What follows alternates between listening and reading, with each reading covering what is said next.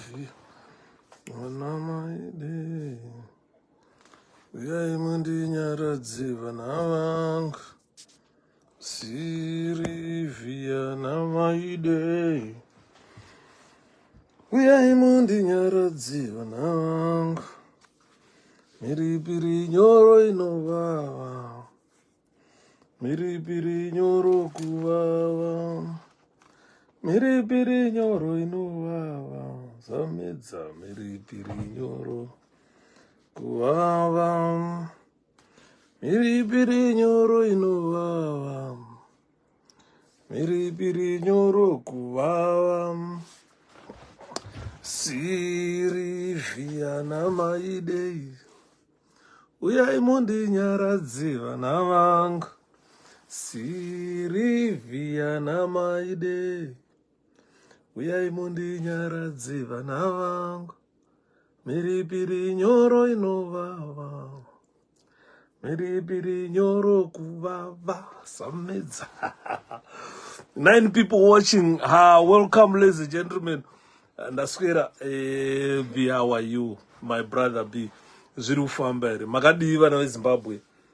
10 people watching. I'm waiting for you. So what I'll be doing is I'll be singing Diriwora. Una Diriwora. You got Regaindi Nimotanga nekubvarira Diriwora na tisatapinda mutambo watoda kutaura nezvawo. Quite a lot of things have been happening in our political arena.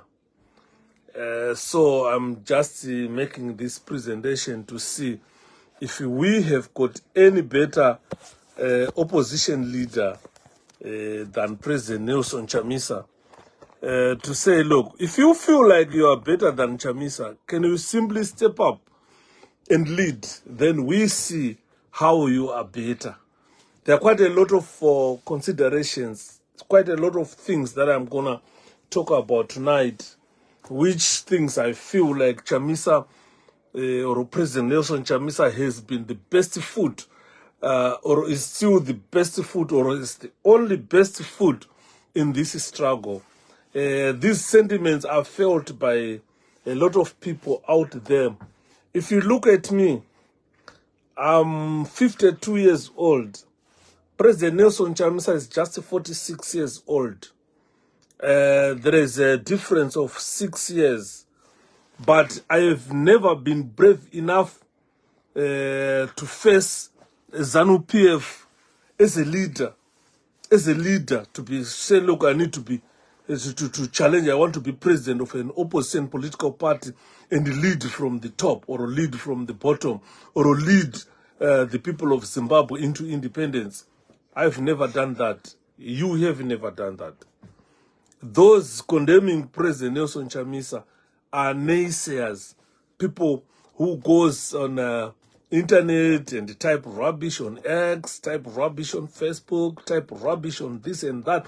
This country, the country Zimbabwe wrote whilst these people who kept an eye watching the country going down.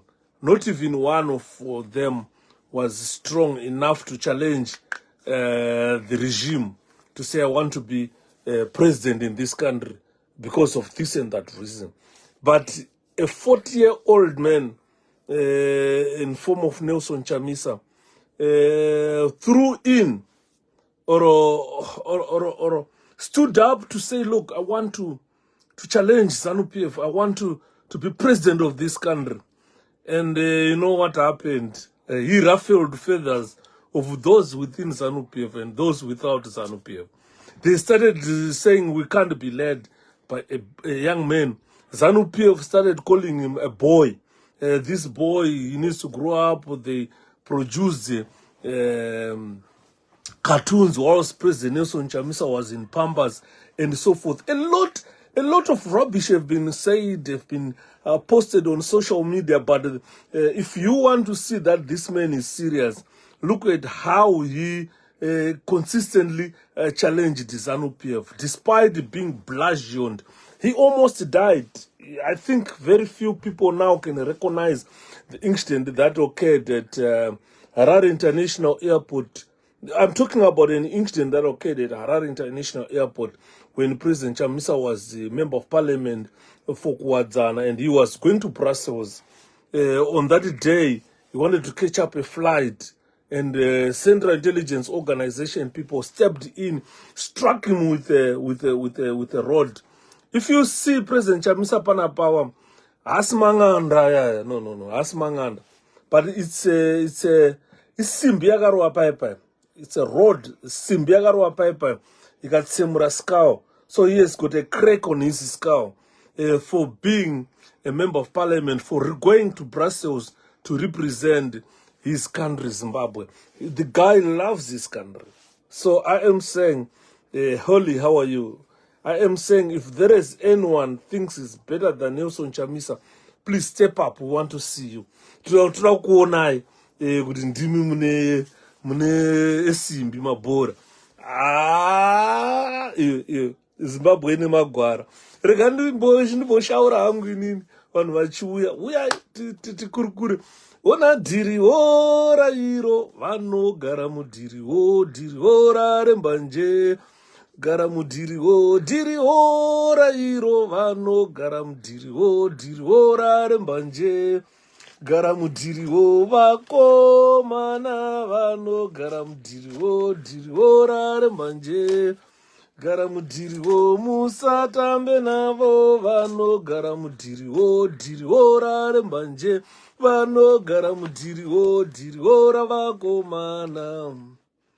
Yo dhiriwo rarembanje vanogara mudhiriwo, dhiriwo rairo vanogara mudhiriwo, dhiriwo rarembanje. Gara mudhiriwo, dhiriwo ravakomana. Dhiriwo rarembanje vanogara mudhiriwo, vakomana vanogara mudhiriwo, dhiriwo rarembanje. Nogara mudhiriwo musatambe navo vanogara mudhiriwo, dhiriwo rarembanje. Vanogara mudhiriwo, dhiriwo ravakomana. Hanziko Jobho ari kutamba ipi vatengesi vakawandisa. I am going to touch a little bit about Job Scala at the end of this presentation. Mondi, as 𝐿𝐿, I see you are now a qualified forensic mental nurse buying expensive leather sofas. Thanks, Holly. Zviri kufamba hazi natete sipongile siziva madzibaba makadini mutsa ngauve nemi katatu kasingagumi achiposora achibude naye. Right. Pakaipa, ladies and gentlemen. Remind me about Job Scala at the end of the presentation. Then I'll touch a little bit about Scala before I leave. Then, ladies and gentlemen, tonight's presentation is something that must inspire you, something that must encourage you, something that must motivate you. If you want to be a leader, or if you think you are better than Nelson Chamisa, just step up or step in, and then we want to see your leadership skills. Chamisa has proved to the country, to the region, to the international community that he is capable of leading. And so far, as Job is now speaking like Mandela, I'll look into that at the end of the presentation. So let's say, ladies and gentlemen, you are not here merely to make the numbers, or you are not here or in the political arena merely to make a living. We want someone to be there to enable the country or to push the country into independence. We want a leader to be there so that the people of Zimbabwe live with great hope of change and finer spirit of achievement. What we want is you must be someone dedicated to make Zimbabweans achieve independence. You must be someone, if you want to lead, if you think you are better than Nelson Chamisa, if you want to lead, let's come here, step up, step in, lead, achieve. This is what Zimbabweans are looking for. This is why Zimbabweans are sticking with President Nelson Chamisa, because he has done that. He has achieved it. He has beaten Ngwena in 2018. He has beaten Mnangagwa in 2023 elections. I think by now you understand. Thank you, Ngoma Tonde. Thank you so much. I think by now, guys, you understand. Mchanga has spoken that Mnangagwa got 43% of the vote, and the President Chamisa got 60-something% in 2023 elections. And in 2018 elections, Mnangagwa lost that election again. But because they are ZANU-PF, they've got a system I'm going to talk about here, which makes them just announce any figures that they want. They know you cannot challenge them. Because of certain system that we are going to talk about tonight. This is Ngoma Malvin White. How are you? This is why I'm saying, if you feel you are better than Nelson Chamisa, can you step in or step up? Then we see you. Paripachu tototi step out. That means unongo kutanga kubuda. Step out. It's like wakufambisa. Step in, step down. Step out, step down. Step out, step down. In a military drill, when they say step out, unongo kutoziva kuti kana wanga uchifamba bichana mjana wautotanga kuta step out wakufambisa. Saka tunakona waruta step in now.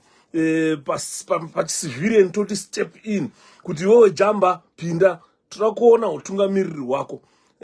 Ndisati ndatanga kuita venture into what I'm going to discuss tonight, ladies and gentlemen. Regai ndikuzivisei what I've read from Mukanya, munoziva gandanga guru, Thomas Tafire nyika mapfumo.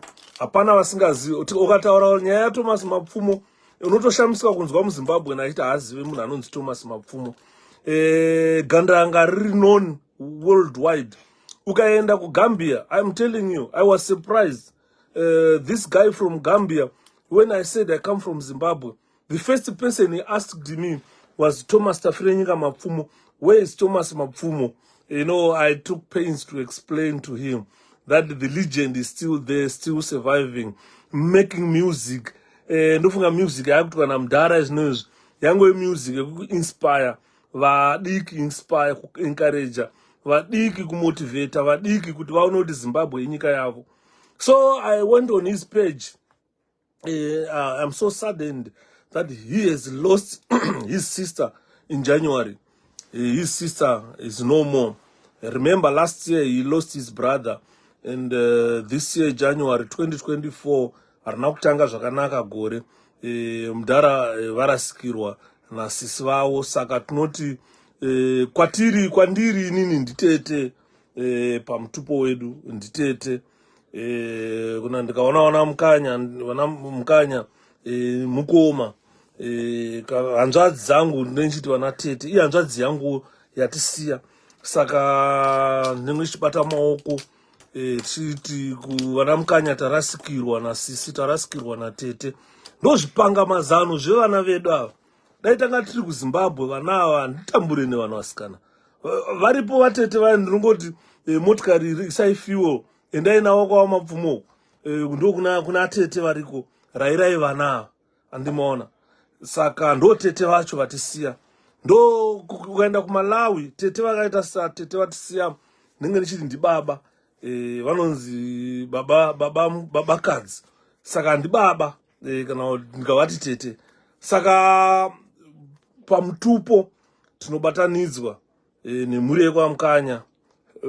Ungave unoera soko, hanzi soko murehwa, soko kumene, soko chii, bvudzi jena, ameno zvinenge zvakuganhurwa kuti vanhu vakare vadyanane. But mutupo. Kana uri wesoko, kana ndakamboti kune mumwe musikana palapa. Ndakati wakanaka mama wako, unobvepi? You know, a common saying. Iri kuitwa izvinezvi. Saka akanga akaposta picture yake na sister wake, ndikati mwana akanaka. Unoziva kuti ndakakomenda. She came to my inbox akandinyararidza, akanditi nyarara iwewe. Zvimwe zvinhu usakomenda Shepherd. Iwewe uri mukanya, uri soko iwe. Uri hanzvadzi yedu chaiyo. Saka takatokutarisa tichitokurespecta. Unoziva ndakanyara so. ndikati vedzinza ndo zvavanoita vana Mukanya. Saka ndoti kuna vatete vedu rest in peace. Ndangoona message pa Facebook page yaMdara Mukanya yaThomas Mapfumo.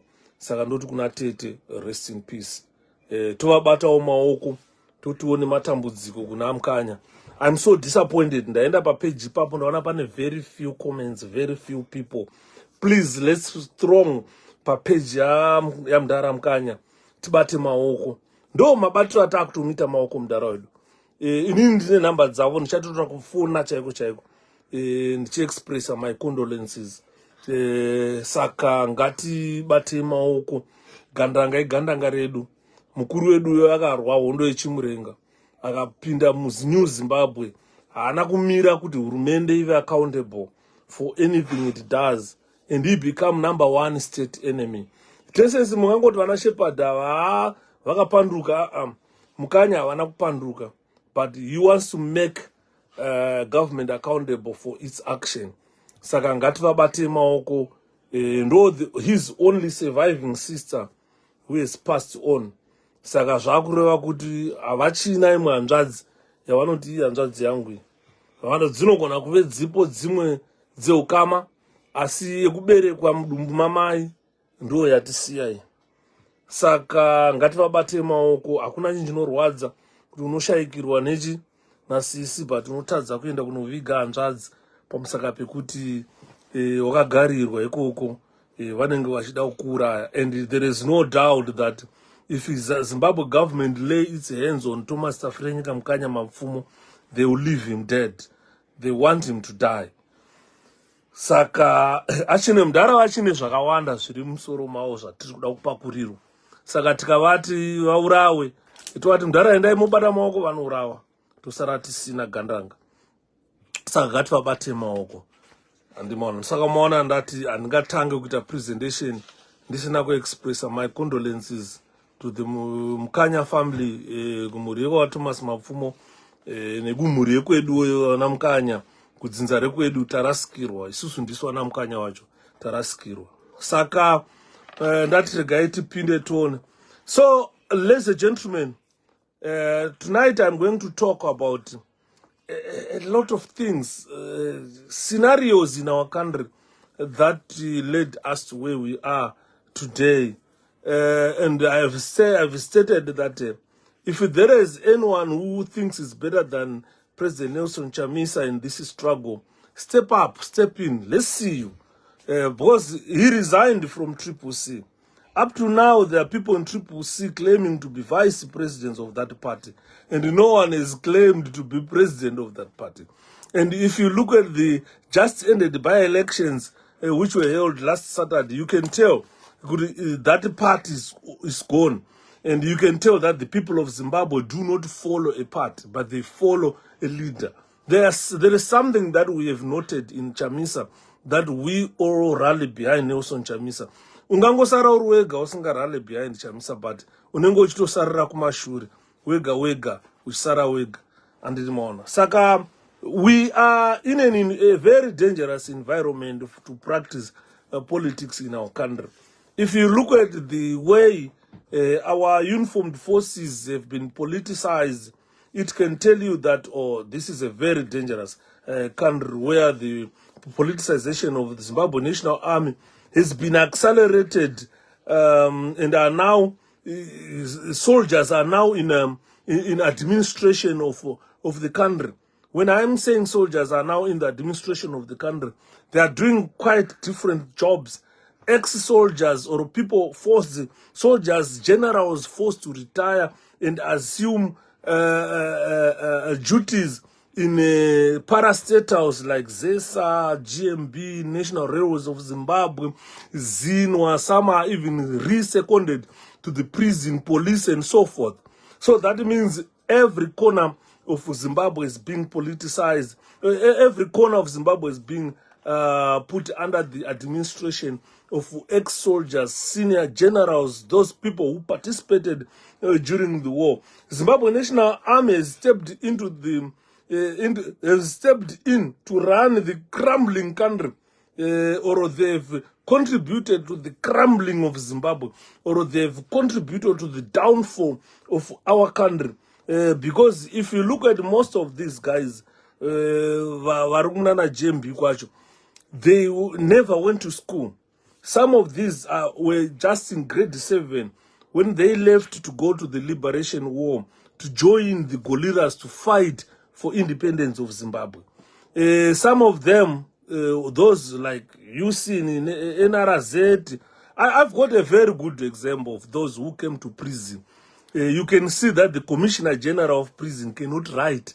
Cannot read, cannot construct a good sentence of English. That means he does not have the proper education to be at the helm. But this, because he's a war veteran, because he's an ex-soldier, who came there with the rank of a captain and so forth, has been seconded to run the Zimbabwe prison services. If you go there, it's no longer the prison services that you knew. Things are now different. Things are now different. So the military is the country has been or the military has been politicized, and the army has agreed to step in to run the crumbling country and its parastatals. This is what we see. Army security services, army or security services in the country, the elements in ZRP, the elements in police, or when we talk about police, Zimbabwe Republic Police, we talk about plainclothes police, we talk about uniformed police, we talk about riot. And very little people today would understand that the CIO is a plainclothes police. Very few people would say that. And I'm not sure when they started to say CIO must have its own trainings and so forth, but when the organization was formed, it was put under Rhodesia, or British, BSAP, British what police, BSAP, British whatever police, that was, CIO was under BSAP.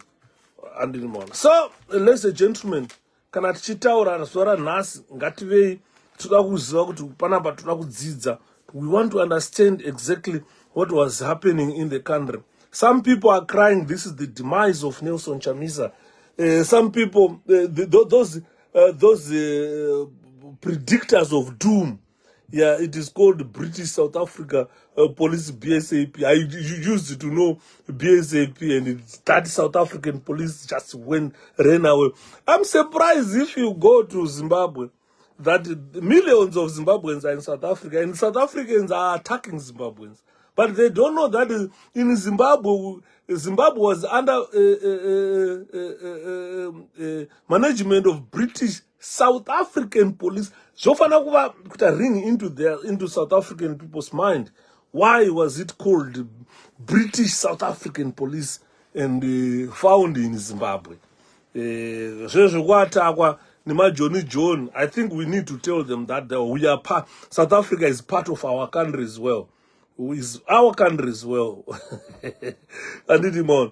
So people, they think that this is the demise of President Nelson Chamisa because he left the leadership of CCC. He left because of certain reasons, and the reasons that he has stated clearly. He never minced his words. He took his pen or his computer, typed the reasons he believed that he can no longer continue to lead the CCC. That is now a sewage pond, and that part is contaminated. No one would want to live in a decontaminated environment. So Chamisa, I understand, is reviled by the regime, but yet remains immensely popular among his supporters, immensely popular among his people, immensely popular in the country. So there is no popular leader at this juncture in Zimbabwe besides Nelson Chamisa. So you must understand that when people thought this was the demise of Nelson, that was a rebirth of Nelson Chamisa after his show in 2018 and defeated Mnangagwa. But Mnangagwa went on to pronounce results which were not there. In 2023, there was a repeat of defeat of Mnangagwa, and he just announced any figures that he thought could could give him control of Zimbabwe. So if you look at whatever I am saying here, Chamisa has operated under very difficult conditions that will make Zimbabweans wish to outline the psyche of those who engage in political activism. Those who engage in political activism. Why people are exposed to extreme violence by the regime security forces. Regime security forces. People would want to understand if there is anyone better than Nelson Chamisa who is prepared to be exposed to extreme violence by the regime security forces and remain committed to the cause of liberation. Step up, stand up and lead. I am saying, if you will continue or if you will remain committed to the cause of this struggle, but your political activism will be exposed to extreme violence, like what we witnessed in Chamisa. Can you stand up and lead? As Varukwata president now, he's offered 3 open positions to try. Harare East now on offer. Yes. So he has got Harare East there. He has got the president's office to occupy as the vice president who was elected in Gweru. Quite a lot of things at play here. So I am saying, if you feel like you are better than Nelson Chamisa, this is time to stand up and fill in the gap. If you go on Twitter, we've got people who are very good at typing stories on Twitter, books. If you download all their tweets, you can have a thick book that you will take about 10 years or 20 years to read it all, what they've tweeted on Twitter. And they have never shown their leadership skills. But vanongo vakagarira kushora chete vachibvongodza muto kuseva kwevakaguta. Saka tiri kutaura tichiti, those people who are tweeting on Twitter, who are blaming Nelson Chamisa of this and that, who feel they are better than Chamisa, those keyboard warriors, please, I'm urging you that if you think like you are better than Nelson Chamisa, this is the time to stand up and lead. We want to see your leadership skills. Because typing on Twitter, typing on Facebook, or going live on Facebook like Yuda, that cannot make you a very good leader. Step in. There is vacancy. Today there is a vacancy. Triple C does not have a president. And Triple C, it wants a president. So those who are like living and calling themselves vice presidents, it's an opportunity for you. Because you think you are better than Nelson Chamisa. You think you are better than Nelson Chamisa. Step in. We want to see you. We want to see you. Because we have seen extreme violence being perpetrated against political activists. We have seen it. We have seen political activists being bludgeoned to death. We still have a lot of people missing from this struggle. The likes of Ndabenyama, the likes of Anatondera Indira, the death of Mdara Changirai, and a lot of other guys who died in this struggle. But we still have Nelson Chamisa standing, despite being young. He jumped in when he was a boy to say, look, apana munhu arikuda kusimuka apa, arikuda kutonga. Takazoona vamwe vakuti, hey, ndinda ndakaelectwa kuCongress lead. Now show us your leadership skills. You were given MDC alliance by the court, and you never showed your leadership skill, the party crumbled. Mukaenda mukachema muda Triple C, chamisaka tichitorai Triple C. Still hapana watiri kuona arikusimuka who wants to lead the Triple C. Saka tiri kutaura nhasi tichitaura tichiti musawanza yepu kutaura akuunze leadership. Show us your leadership skills. We want to see your leadership skills. Chamisa showed his leadership skills and we followed him. It's not that we like him, but what he showed when Mdara Changirai died, he showed leadership skills that we are following. That has led him to defeat Mnangagwa in 2018. That has led him to defeat Mnangagwa in 2023. This is what we are following. So how Zimbabweans were being... let me first look at the treatment of Zimbabweans during the Rhodesian era. Ndokwandinoda kutanga nako. Tichifamba tichionesana. Ndati nhasi, you must be inspired. Kuti kana unga usina leadership, kana unga usina pfungwa dzekutungamirira, nhasi you must be inspired. This presentation must encourage you and it must motivate you. There are three things that must come out of this presentation. You must, by the end of this presentation, you must be inspired to lead.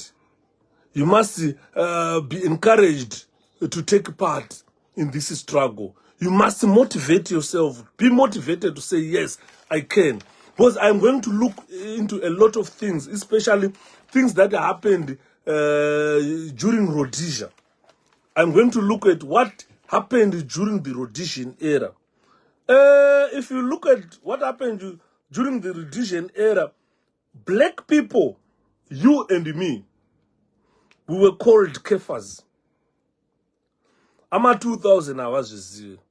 Ama 90s avazvizivi. But you and me, during Rhodesia time, we were called kephas. Why it was what fucking kefa? Why don't you call fucking kefa? Tasikazoti fucking zore. But I was over Shona. Ukasvika nhasi kuZimbabwe unzwa fucking shit. KuZimbabwe hazvina impact. Come to UK and say fucking shit. Unobva usina mazino. Vanokukiya mabhawa mawo muno. Ukangodaro chete vanokukiya kuno. But kuZimbabwe ukanzi fucking shit hapana munhu anombozvisa mupfungwa kuti munhu ari kurevei. Common language yatoshandisa, but little known that hey, kutuka kumwe kusingaiti. Andi muri kunzwa. So we were called kephas. In our own country, we were called kephas. And our brothers and sisters, our fathers and mothers, our tribe, black tribe. Because if I say tribe, I don't mean Ndebele and the Shona. No, I mean black people during Rhodesia. We were killed like dogs. Is Kefa pronounced Kafri? I'm not sure Mkoma Steve Jones how they pronounce it, but taingonzwa vachitaura isakakura nguva yeRhodesia vaita vakati fucking Kefa uchirwa bhutsu una mudhara achisakura nebadza achirwa bhutsu achinotunga pasi nemusoro anzi mukanosakura mabhuna aidaro. So that was during Rhodesia. We were called Kefas in our own country, and some of our black fathers, black sisters, brothers and so forth, they were killed like dogs during that time. We suffered the most grueling wars of our time. We did suffer. If you were born or if you grew up in around the 70s, you suffered these grueling wars of that time. We did suffer a lot. This is why we were called fucking kefas. You being uchirwa boots uchidona nemusoro. Waitu ukaenda kana pa roadblock so hey, the treatment that one watema got, it was so rough. Smith, he took our brothers. Ian Smith. We don't mean Smith himself, but his administration, his regime. It took our fathers. It took our brothers. It took our uncles. And those people were beaten.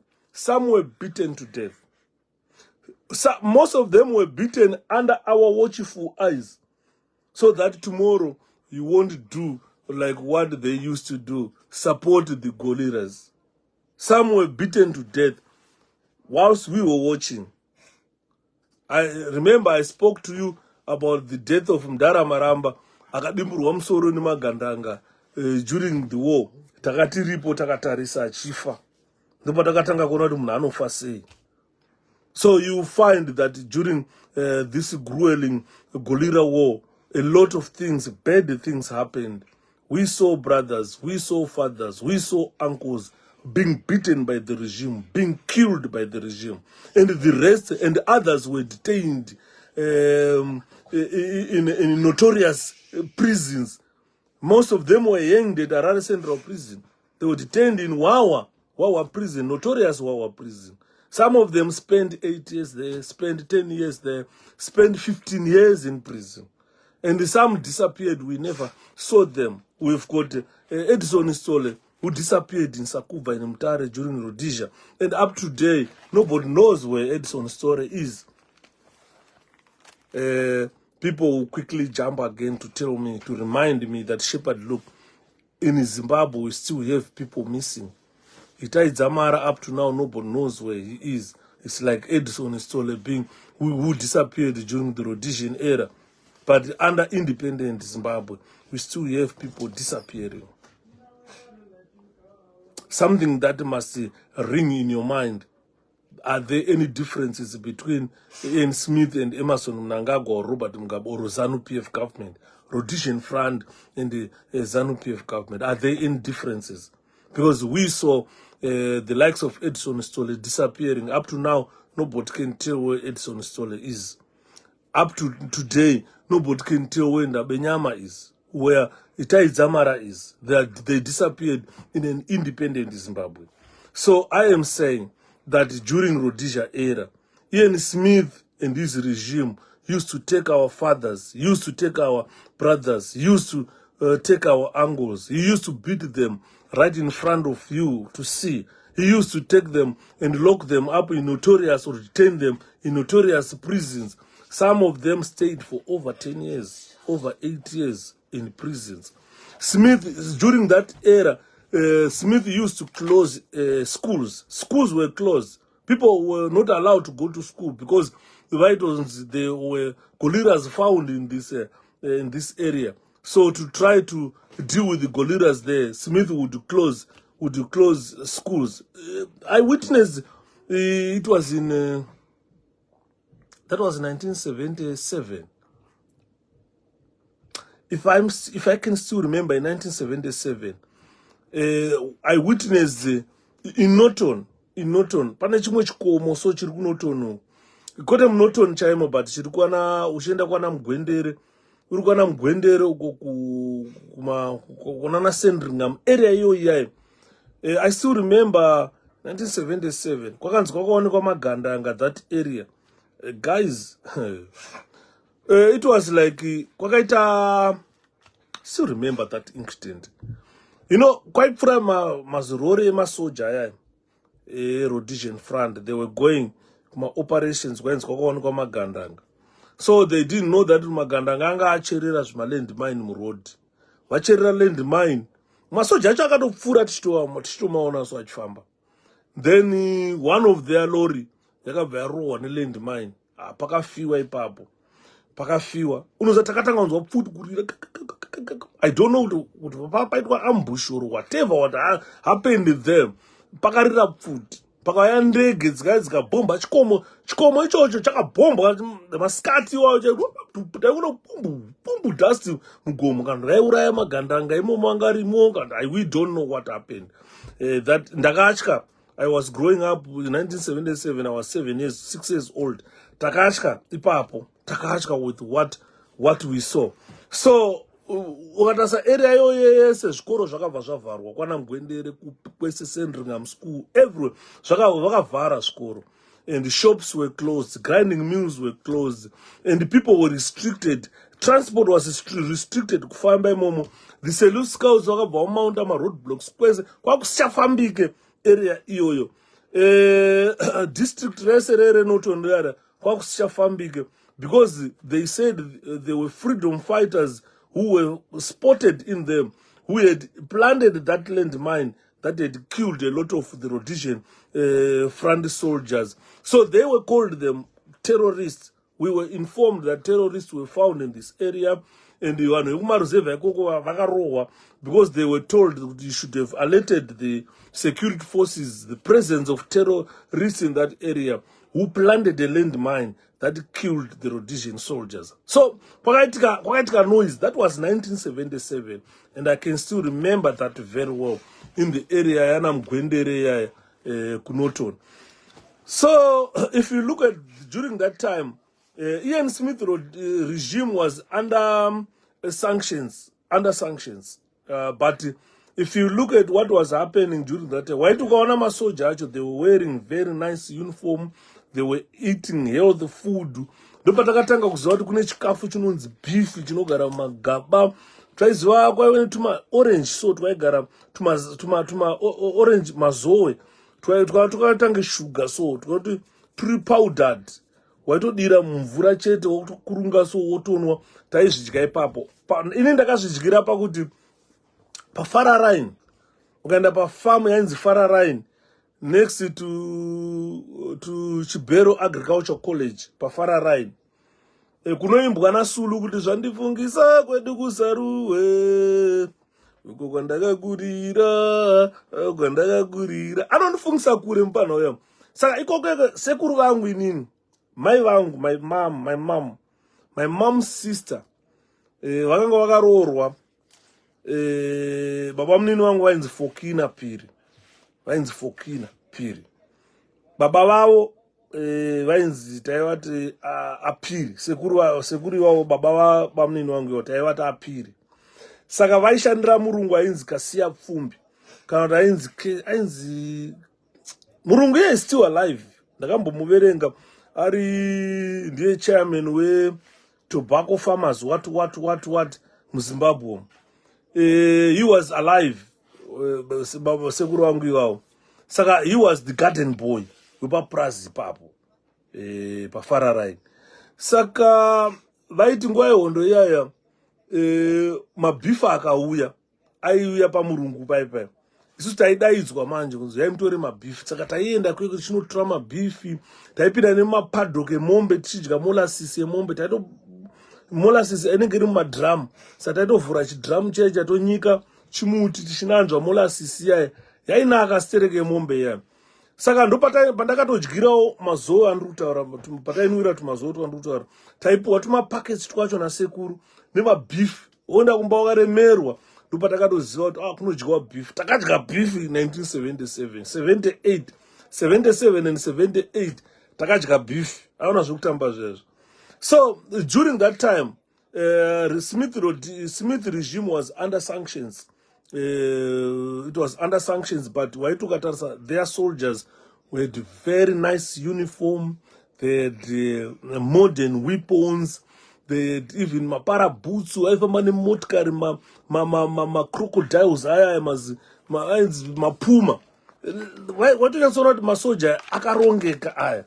And so the country, that shows the country during that time, Rhodesia was self-sufficient despite being under sanctions. And these people, they quickly came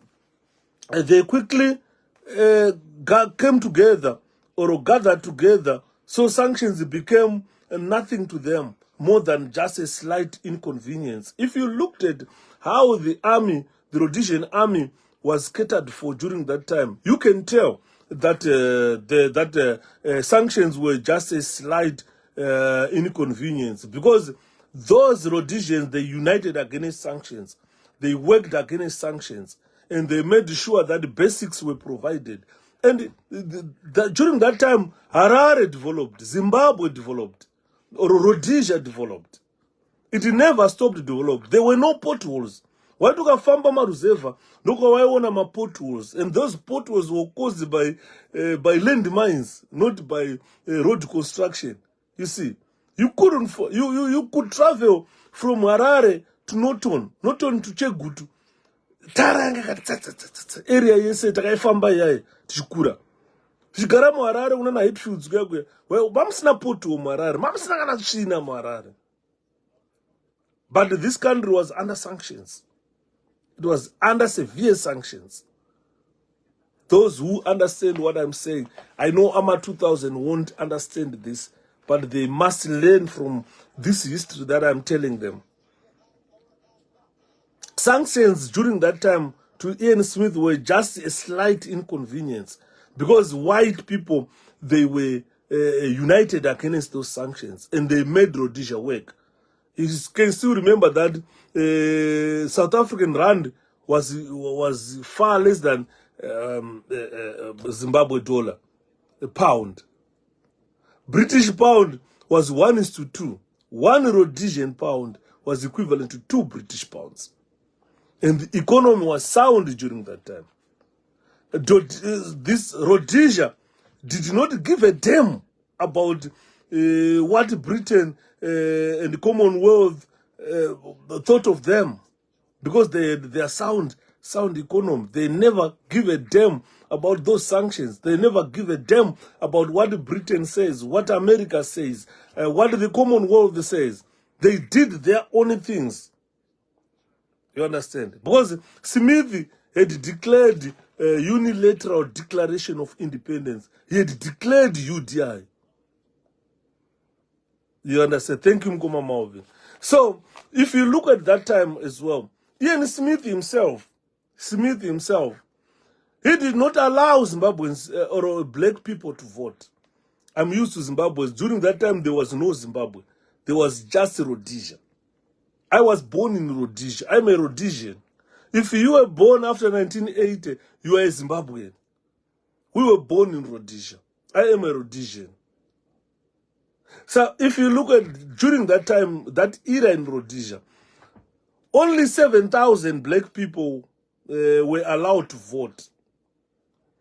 And we had almost about 6 million blacks or less. I'm not sure, but during that time, we had almost 6 million blacks in the 70s. The number of blacks was rising. And the black people in those 70s, they were not allowed to vote. Only 7,000 were allowed to vote in the general elections. And if you look it closely, you can tell that 85,000 or 90,000 white Rhodesians were expected to vote for 50 white MPs. I think we had a parliament of about 100 members of parliament, I think.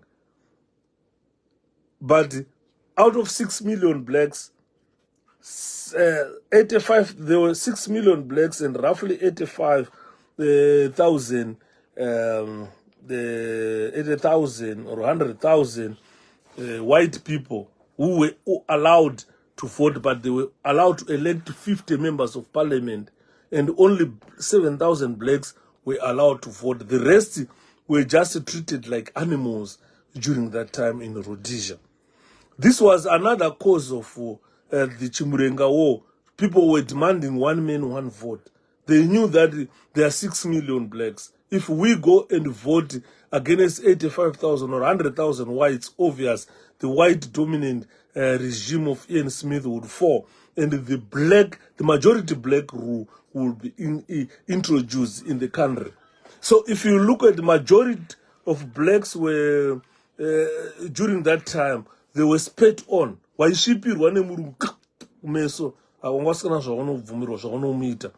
you can tell that the majority blacks were spat on, and they were called derogatory names like Kefa, which I've just stated, and were beaten up for their color, for the color of their skin.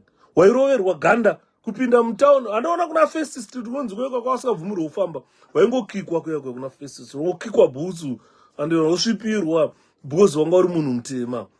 Zvaiitika izvozvi yanguva dzaIan Smith. Very few people would understand. Ama 2000 you won't understand this. Kuti wairoverwa Ghana unzi you are a black man. Endai kwaKedia. kwaKedia kwekwe nanhasi ukaenda kwaKedia uri munhu mutema unogona kurohwa kunzi you are black. Makaradhi aingokurovera kuti you are black. Kwakusingapindwe makedhiamu yama wairohwa. Vazukuru vanadhana vaikukiya. After even Zimbabwe, in independent Zimbabwe, wairohwa kuyakwe. Mukoma Humphrey zviri sei wairohwa. Saka you can tell that as Mukoma Shepherd makadiko ikoko marohwa. Mukoma Stanford, I'm okay. Ndiripo. Yesterday I was live, Marmuzura was live, and today I'm live. Marohwa ndimi Mukoma Stan. You don't check your notifications. So you can tell that majority blacks during Rhodesia could be spat on the face, and you were not allowed to do anything. Karowa murungu waikandwa kujeru sina kutongwa. And kujeri koko you're gonna face the consequences. And we were called derogatory names like Kefa. Fucking Kefa. There was nothing that we could do. We were beaten up for the color of our skin. There is nothing we could do. We got poor education. Poor education. And we lived in poor houses. Go look for the houses. Go today and look for the houses that whites were living in Borodale. All low density suburbs. If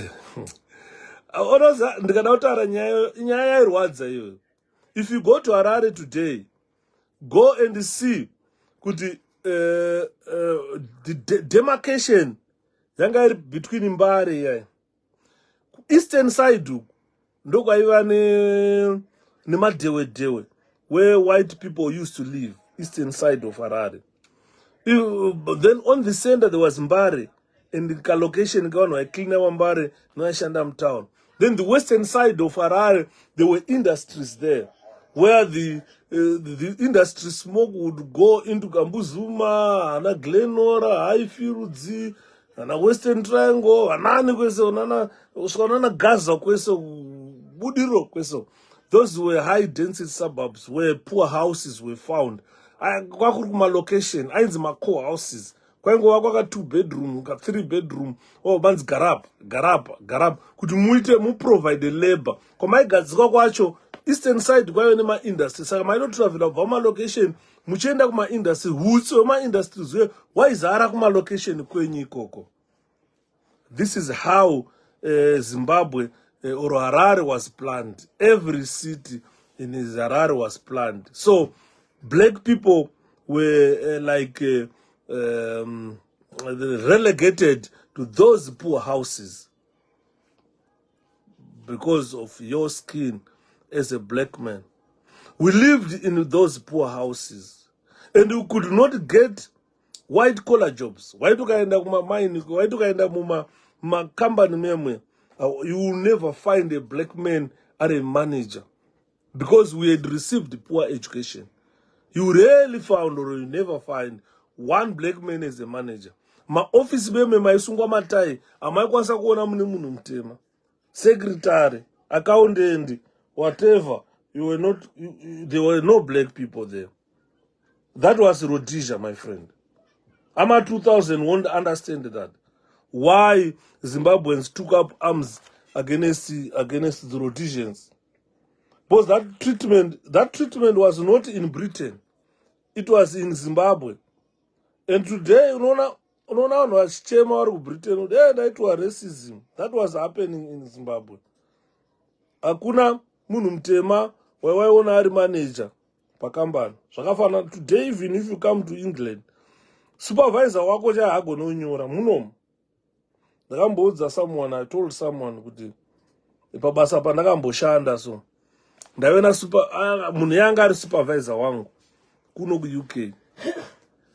Aiti kana taakupinda kubasa kuseni ndikanyora kana takateedzana kuti iye kumashure kwangu inini pamberi iye kumashure, ndikanyora kuti Shepherd Yuda ndichinyora ndapinda kubasa nguva dzakati, iye akauya aingonyora kuti Shepherd, ainzi Stephen. Saka aitadza kunyora zita rake kuti Stephen, aingokopa zita rangu kuti Shepherd.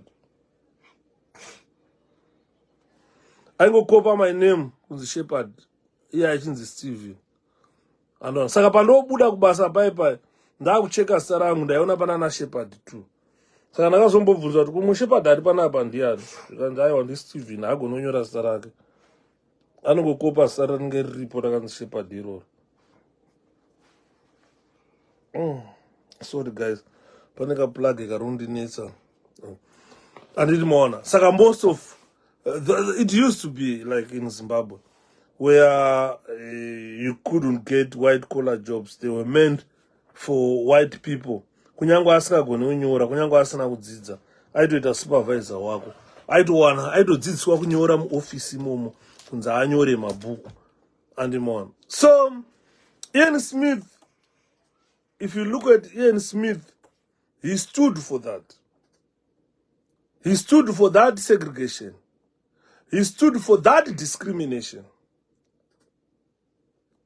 That was clear discrimination. That was clear segregation by Ian Smith.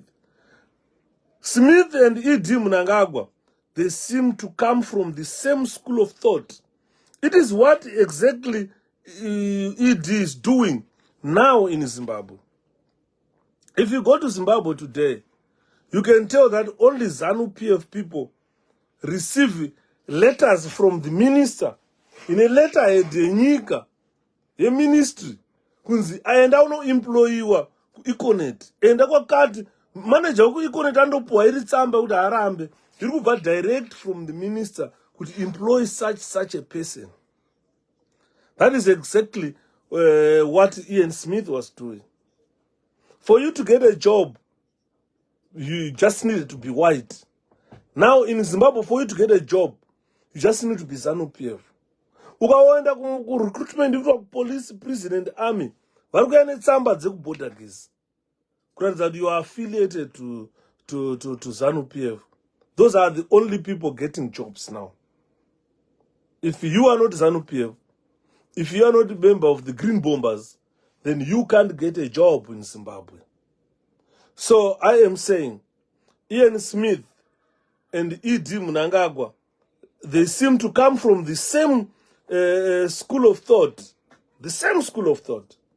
Whatever Mnangagwa is doing is exactly similar to whatever Ian Smith was doing in Zimbabwe. People are segregated today on political affiliation. People are discriminated today on tribe. Urumdevele, Urumshona, if you go to Matebele and the UK, to Bulawayo, you are not allowed to stand there as a member of parliament. Even if you live in Bulawayo, even if you were born in Bulawayo, E.D. Mnangagwa's government does not allow Shona people to be members of parliament in Bulawayo. This is exactly like what Ian Smith was doing. We recently saw all Shona members of parliament being recalled from parliament in Bulawayo. They are not allowed by Mnangagwa to stand in Bulawayo as members of parliament. You are not allowed by Mnangagwa to stand in Bulawayo as a councillor in Matebeleland. You are recalled by Mnangagwa. He just cook up and target certain people. We will recall this one, we will recall that one, we will recall this one. Because this type of segregation, this type of discrimination, it is the same discrimination that was being used by Ian Smith during Smith regime. It's so sad that after independence, Zimbabweans, we are still being treated like in a similar way we were being treated under Rhodesia. Our black population, ladies and gentlemen, unlike other African countries, are scattered around the globe. Are scattered around the globe. But we are in an independent Zimbabwe, where we should be proud of our country. Not even one of Zimbabwe, not even one Zimbabwean is proud of Zimbabwe. I've been looking at what was happening in ZANU-PF. Most people who left Zimbabwe to come into UK were supporters of ZANU-PF. So you can tell that our black population, our Zimbabwe population, unlike other African nations, African populations, we are the most scattered around the world. Because people were saying, no, it's Nigeria. I said, because Nigeria has too many people. Zimbabwe has got only 16 million Zimbabweans. But we have got probably 8 million scattered around the globe.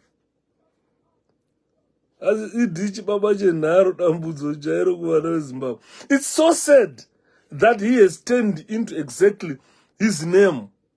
I'm not sure who named him Dambudzo, because that person had a foresight. Look at what is happening to Zimbabwe today. That Zimbabweans are scattered across the globe. We are scattered all around the globe. Zimbabweans today, they feel betrayed by reckless, irresponsible ZANU-PF regime. This is why we are running away from Zimbabwe. ZANU-PF is reckless. ZANU-PF is irresponsible. If you look at the country they adopted in 1980, the presidents, Kenneth Kaunda came to Zimbabwe. Samora Machel came to Zimbabwe. And he told Robert Mugabe and ZANU-PF that you guys were lucky. You have taken over control of the jewel of Africa. I hope you keep Zimbabwe intact and develop it further. This is your country, you must develop it. You must never wait for someone to come outside to develop your country. You've got universities. Create more universities. Let your children go to school. Have more engineers. Be innovative. Build bridges. Build towns. Make roads. Construct roads. Construct railways.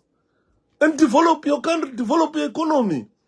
These were the wise words from Samora Moses Machel. These were the wise words from Kenneth Kaunda, despite Kaunda destroying his own country. These were wise words which came from Dr. Hastings Kamuzubanda. And all of them envied Zimbabwe, that Mugabe had assumed control of the jewel of Africa, the bread basket of Africa. So they expected us, with the educated leaders like Mugabe, to continue developing where whites had left. We should have shown whites that we are capable of running our own country. We are capable of developing our country. Ian Smith was under sanctions, but he developed that country. When we assumed control, we introduced corruption. Yakazoimbwa namudhara mukanya Thomas Mapfumo. Vakati corruption in the society, in the president's office, there is corruption. Everywhere, people are corrupting. Instead of taking initiative to develop our country, Mugabe took initiative to introduce corruption. Waitikana munhu akabatwa necorruption wana Frederick Shawawa aibva angopuwa amnesty there and there. That means Mugabe was strengthening the issue of corruption. If he had allowed these people to serve prison terms, long prison terms for corruption, he could have stamped out corruption long time ago. But he was the blesser. But so Zimbabweans, we now feel betrayed by the recklessness and irresponsible regime ZANU-PF. I myself feel betrayed, considering that during the war or during Rhodesia, we were considered as kafirs. We spat on our faces. We were beaten because of our skin. We were never allowed to go to school. Schools were being closed because the area had been infested by terrorists. Bombs rained, bullets rained, and we had no opportunity to go to school. I remember when I started school, after independence, I was 11 years old when I started year 1, grade 1. I was 11 years old. This explains a lot. This is why I feel betrayed by ZANU-PF regime. This is why you feel the same. You feel betrayed by ZANU-PF regime. This is why I'm saying you should be inspired to lead, to correct what ZANU-PF did wrong. As I'm speaking, ladies and gentlemen, you all know why I'm in exile. I'm speaking in exile. I'm speaking from exile. And you all know why I'm speaking seated here. Sorry, one ZANU-PF person was complaining on YouTube that he make an order pama book up. Ukaona pane order zvoroti hasi kuverengwa. Ukaona akadaiso mabhuku azvoroti tikupota chidhonza tichiverenga ipapa tichidzosera. Tichita research zvimwe ipapa tichitora zvatoda tichidzosera zvatisingadi. Saka don't worry about that order emabhuku. You must concentrate on what I'm saying. I'm speaking from exile. We are exiles from the land of our birth. We will never belong anywhere, ladies and gentlemen. We will belong to Zimbabwe. Zimbabwe is our country. That's where we will belong. I'm not the only one speaking in exile. Remember when I just started this presentation, I was expressing my condolences to Dr. Thomas 𝐭𝐴𝐴, who lost his sister last month. He can't even travel there to bury his sister, because the regime wants to lay hands on his life. They want to kill him. They want him dead. So a lot of people in exile, we speak from exile. Because once the regime lays its hand on me, that's the end of Shepherd Judah. There is no dead hero. I have to be honest with you. There is no dead hero. I've seen people being praised as heroes at the Heroes' Acre who are dead. Not even one of them came and celebrate their heroship with us. But we go there with the dead bodies. There is no dead hero. This is why we are saying Mdara Mkanya Mapfumo is our hero. Because he has spoken, he's still alive and he's speaking. He will never stop. He is our hero. So, as exiles from our land, we are exiled from our land of birth. We will never belong anywhere, ladies and gentlemen. We will only belong to Zimbabwe. Kwatiri, kuno kunongoita izonzi refugee. That tag will never go away. Ndakataurira mubhururu wangu, hey, ndine British citizen. Ndakati, go read your papers properly. You were not born in England. They can withdraw their status anytime they feel enough is enough. Go home. With your citizenship, they simply withdraw it and load you in a plane, then fly you to Zimbabwe. You can go there with their British passport, and they will never allow you back here. So, you rest assured that you are not British. Rest assured that. I was telling my brother, my friend there, that behave, you are not British. Because you are in exile.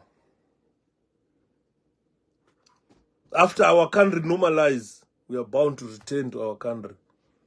I've even spoken to certain Zimbabweans. Remember, I came to this country when I was 36 years old. I'm now 52. There were people who came to this country as 20 years old, who came in 2000, at 20. Now they are 44 years old. That means time does not stop. One way or one day, you will return to Zimbabwe. Most of us, that is not nice. We are supposed to be enjoying Zimbabwe. Zimbabwe, the place you call Zimbabwe today, its location, it's vital for SADC economy. Its type of weather is different from Zambian weather, different from Mozambique weather, different from Malawi weather, different from Botswana weather. It's a unique weather that we enjoy in Zimbabwe. We should be enjoying our lives in our country. But we are speaking from exile. So I am saying, let's compare that with the way we were treated by the whites during Rhodesia.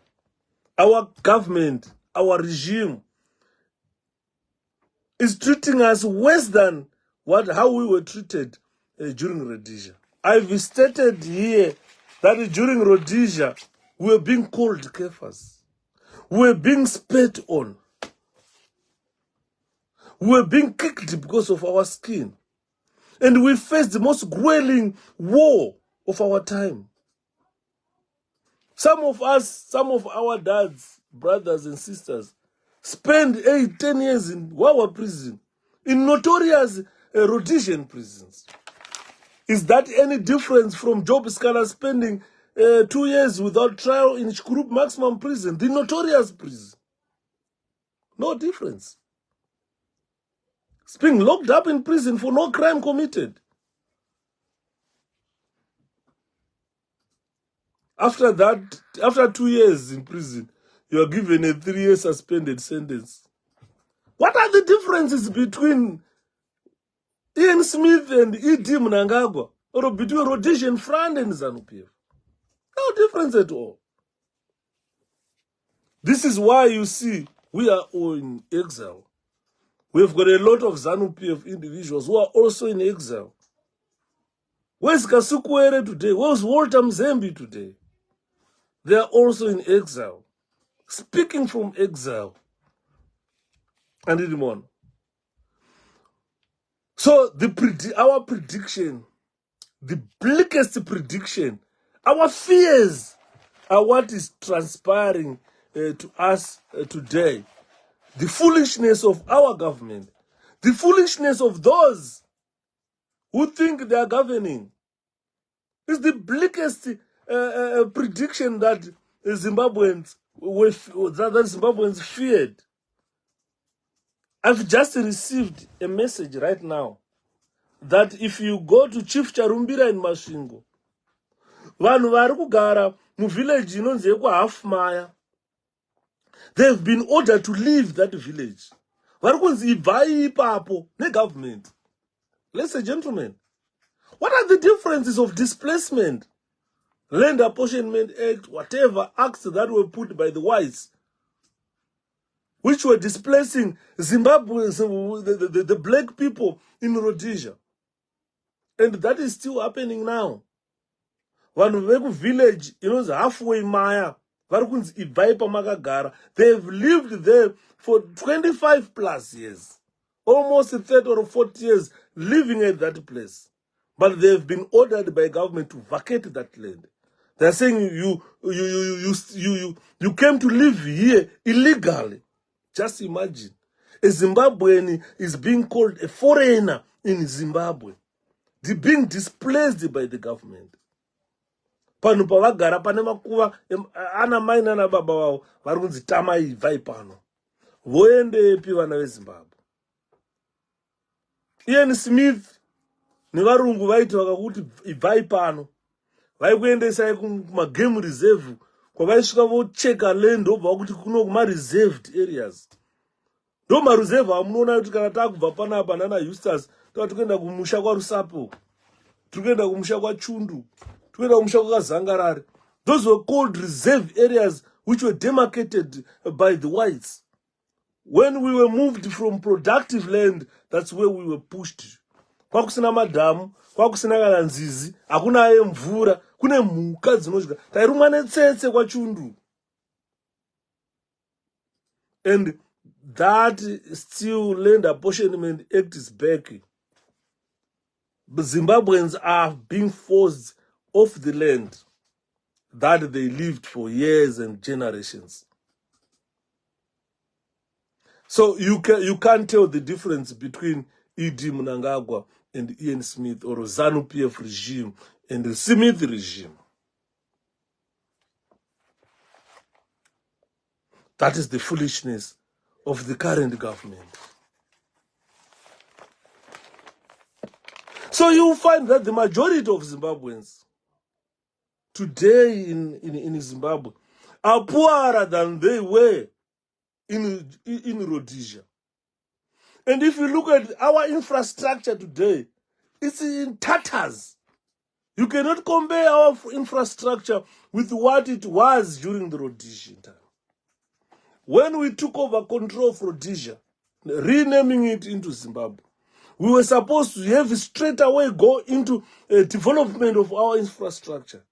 But if you look at it today, it's in tatters. In 1980, when ZANU-PF assumed governorship or rule that Rhodesian country, renamed it to Zimbabwe, Rhodesia was a modern country. It was a well-organized country. Go today and look at how they organize their low densities, high densities, medium densities, their towns, their infrastructure, road infrastructure. They were well organized. Takazotanga kuvaka zvimba zvataivaka zvakazorohwa nemuramba tsvina. Nezvi munhu ayosarongoti paangofunga kuda kuvaka imba ndiwane pekugara, munhu wavaka imba yake ZANU-PF kanzi ruyoya yodhuma yodhiritsa imba yakapera. So you can tell that when whites left Zimbabwe, kwakusina muramba tsvina. Do you know that the whites allowed Zimbabweans to live in Epworth? Epworth existed before the war ended. The whites allowed Zimbabweans to live there. Waiti ukaenda kwana Mutare kwaiona ainzi Matangwena. Vanhu vaivaka imba dzeuswa mutauni vachigara, marata vachigara, Matangwena. Kwaive nezwi rekuti Tangwena, Matangwena. Mukaroi ndakaiona Tangwena yemukaroi. Vanhu vanoziva kuChikangwe. Wakufamba uchibva kuChikangwe ukaenda nekumakuva kwekwe uchikwidza uchienda kuhospital. Area yese yaya kwaive neMinistry of Roads kwekwe. Yanga iri Tangwena pakazovakwa dzimba paya. It was Tangwena area yese yaya. I saw it just after war. Whites allowed us to live in the Tangwenas. But our government does not allow you to do that. You build a house yakanaka kupfura zvitangwena zviya, they come odhuma. Vakaenda vachiti tikupa matitle deeds, toda kuti restructure Epworth, vanhu vagare zvakanaka. Taane 7 years, Mnangagwa achiimba restructuring of Epworth, kuti vanhu vagare zvakanaka.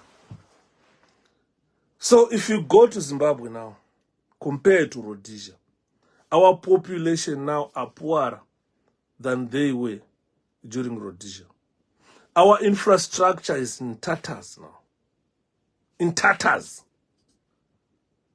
Zimbabwe was a modern country, well organized. Rhodesia, it was a modern country, well organized. You couldn't compare Rhodesia with Zambia.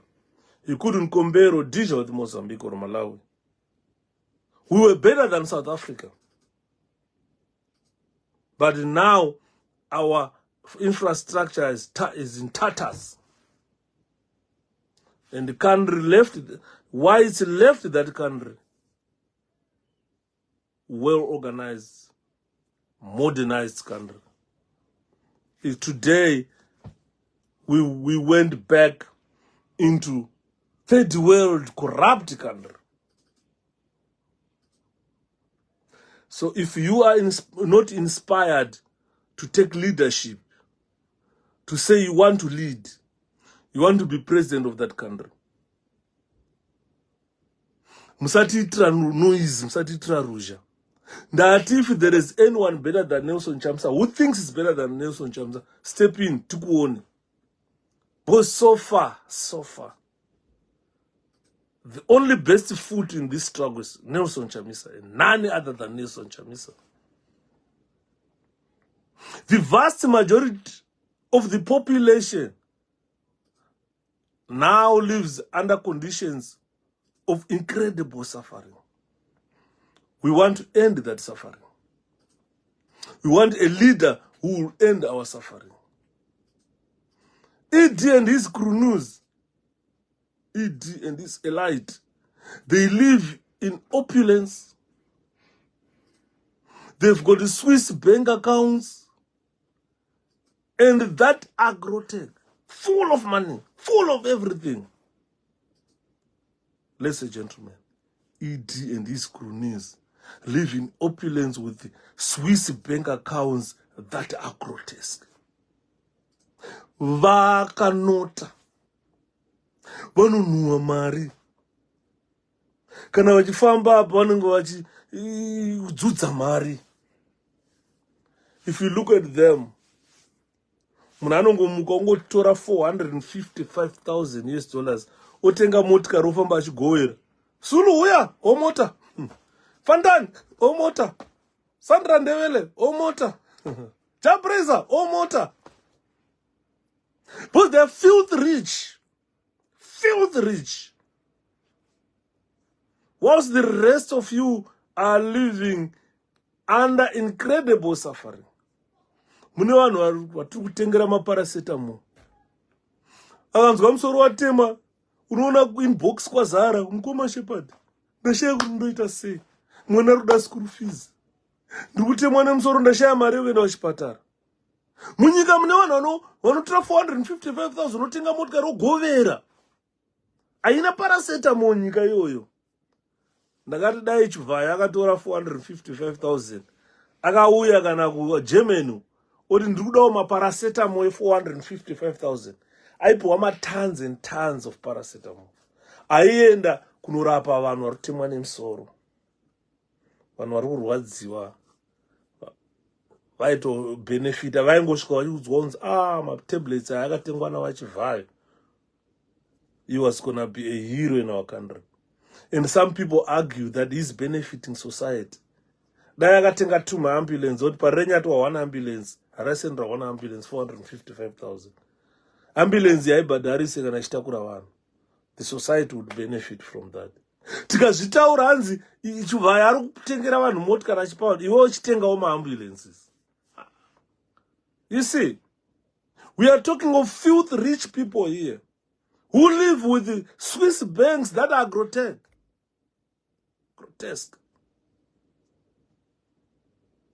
Whilst the majority are living in incredible suffering, in poverty. Ian Douglas Smith, when we talk about this, he becomes a truly awesome leader. Because during his time, we never saw white people vachitenga motikari vachingogovera kuti uda mota here chapreza motikari mahara. Hatina kumboda kuzviona. Ndo pavaive busy kuvakaona parenyatwa ana Harare hospital kwaive parenyatwa iyi was busy. Ndo pai operatwa ma-kidneys. Vanhu vaibva anywhere all over the world vachiuya kuparenyatwa for treatment. It became an international hospital. Parenyatwa. Saka ndiri kutaura Harare Central Hospital waiti ukanzwa kuti munhu akuendeswa kuHarare Central Hospital warwarisa, ndinodzoka uchifamba. Saka ndiri kutaura ndichiti, if we consider that, considering how we were treated by Ian Smith, if we consider what is happening, how we are being treated by ZANU-PF today, Ian Douglas Smith will become a truly awesome leader under these circumstances. He knew Smith, and he warned us what would happen to the country if it was run by ZANU-PF. That was a prophecy Smith was telling us, was giving us. He knew how the country would be like. Look at how the country is like now. Ama 2000 won't understand what I'm telling them. When I was in the 90s won't understand. Probably in the 70s and 80s would know. Those who saw a transformation of Rhodesia into Zimbabwe. You would understand what I'm telling you, what I'm saying here. The great excitement that we had in 1985, it has died down. Our expectations as the people of Zimbabwe, we expected stunning leadership from ZANU-PF.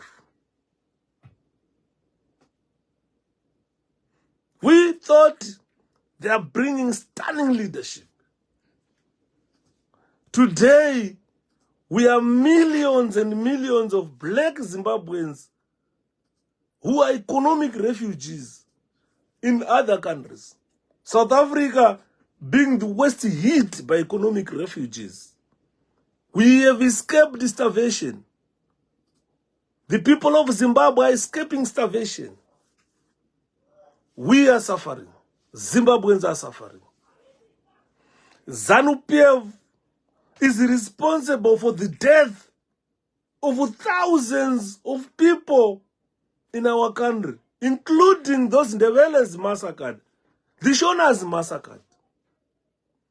During the war, Shonas were massacred, Ndebeles were massacred. After independence, Ndebeles were massacred, Shonas were massacred.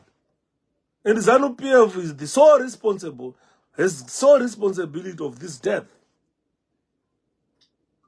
Saka tichibvunza kuti zvichapera rini? The big question comes to you, Zimbabweans. When is this gonna end? When is this gonna end?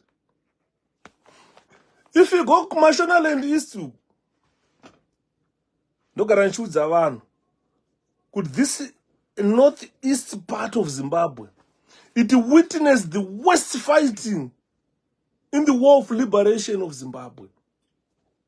It was supposed to be an area that would see development first,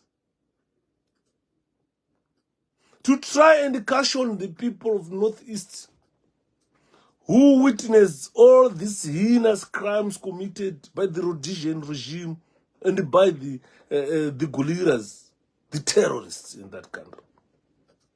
But it is the worst hit where the people there are suffering. The highest level of poverty is found in the northeastern of Zimbabwe. No development have ever initiated by ZANU-PF there.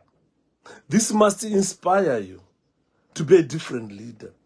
Stand up and lead. Stand up and challenge all this. Become a Zimbabwe president if you feel or if you think you are better than Nelson Chamisa. Today, ZANU-PF is doing the same it used to do during the war. The use of sellouts. We form a political party. ZANU-PF will enlist sellouts to adorn the party, to destroy the party. During the liberation war, I saw sellouts being cut, being decapitated, being killed, being shot and killed. We saw that. I'm surprised that today we've got sellouts. We can't kill. It's so shocking. ZANU-PF used to kill sellouts. And we have tolerated sellouts. We have allowed them to infiltrate us and destroy whatever we build.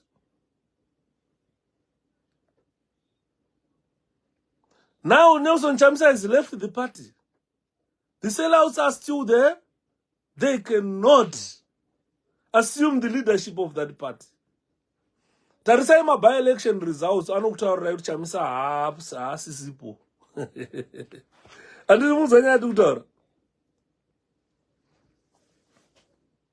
So we want to anzi dzorerai mweya wagamba mundima. Ndo mweya wakuchemerwa muZimbabwe. Commune Zimbabwe population, it needs liberators.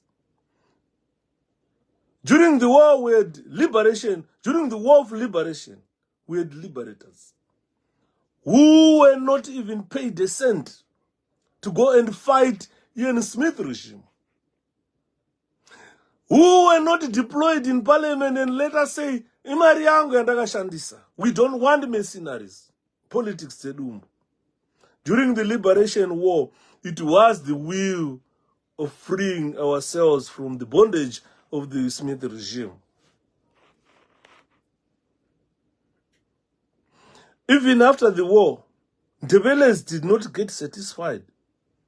There was this ferocity of the Gukurahundi campaign between 1982 and 1985, which saw 20 to 30,000 Ndebelers being killed. For me, to see a Ndebele person like Shavang siding with the ZANU-PF, he is a greatest sellout. Ndaganzwa, he has sold the Ndebele people. The reason why ZANU-PF went to Matabeleland and massacred 20 to 30,000 people, the reason behind it, I know they haven't come out open. They used to say there was a Ndebele commander known as Morrison Nyati from Bulawayo or Matabeleland was in Ndebele. They said Morrison Nyati ran away from Chimoyo, came to Rhodesian front, led the Rhodesian bombers to kill thousands and thousands of Shona people in Chimoyo and Nyazonya. And when they came from the war, ZANU-PF wanted to revenge those killings. This is why, you see, they went ahead to exterminate 20 to 30,000 Ndebele people.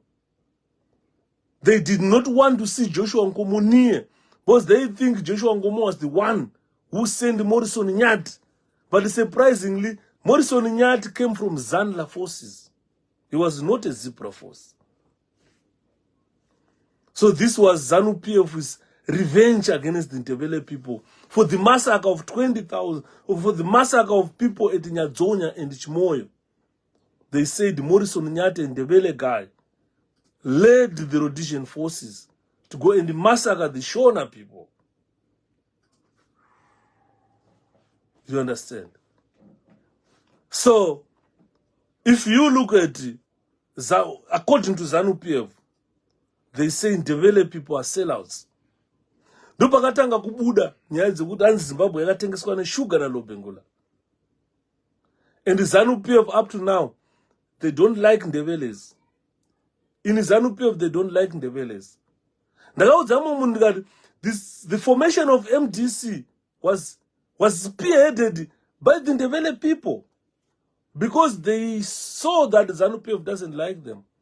This is why you see Matabeleland was perhaps the stronghold of the opposition, stronghold of the MDC. Until today, I'm surprised that now ZANU-PF sits in Matabeleland. There's something that is shocking. Because of Shavang, who sold out to give ZANU-PF 2/3 majority and handed on a silver platter constituencies in Bulawayo. Ndebele people will never vote for ZANU-PF. We will never vote for ZANU-PF. Because this ferocity campaign, the Gukurahundi campaign of 1982 to 1985, in 3 years, ZANU-PF had killed over 30,000 Ndebele people. Just 3 years. 10,000 per year, average. And someone Ndebele will stand up and say, let's give ZANU-PF 2/3 majority.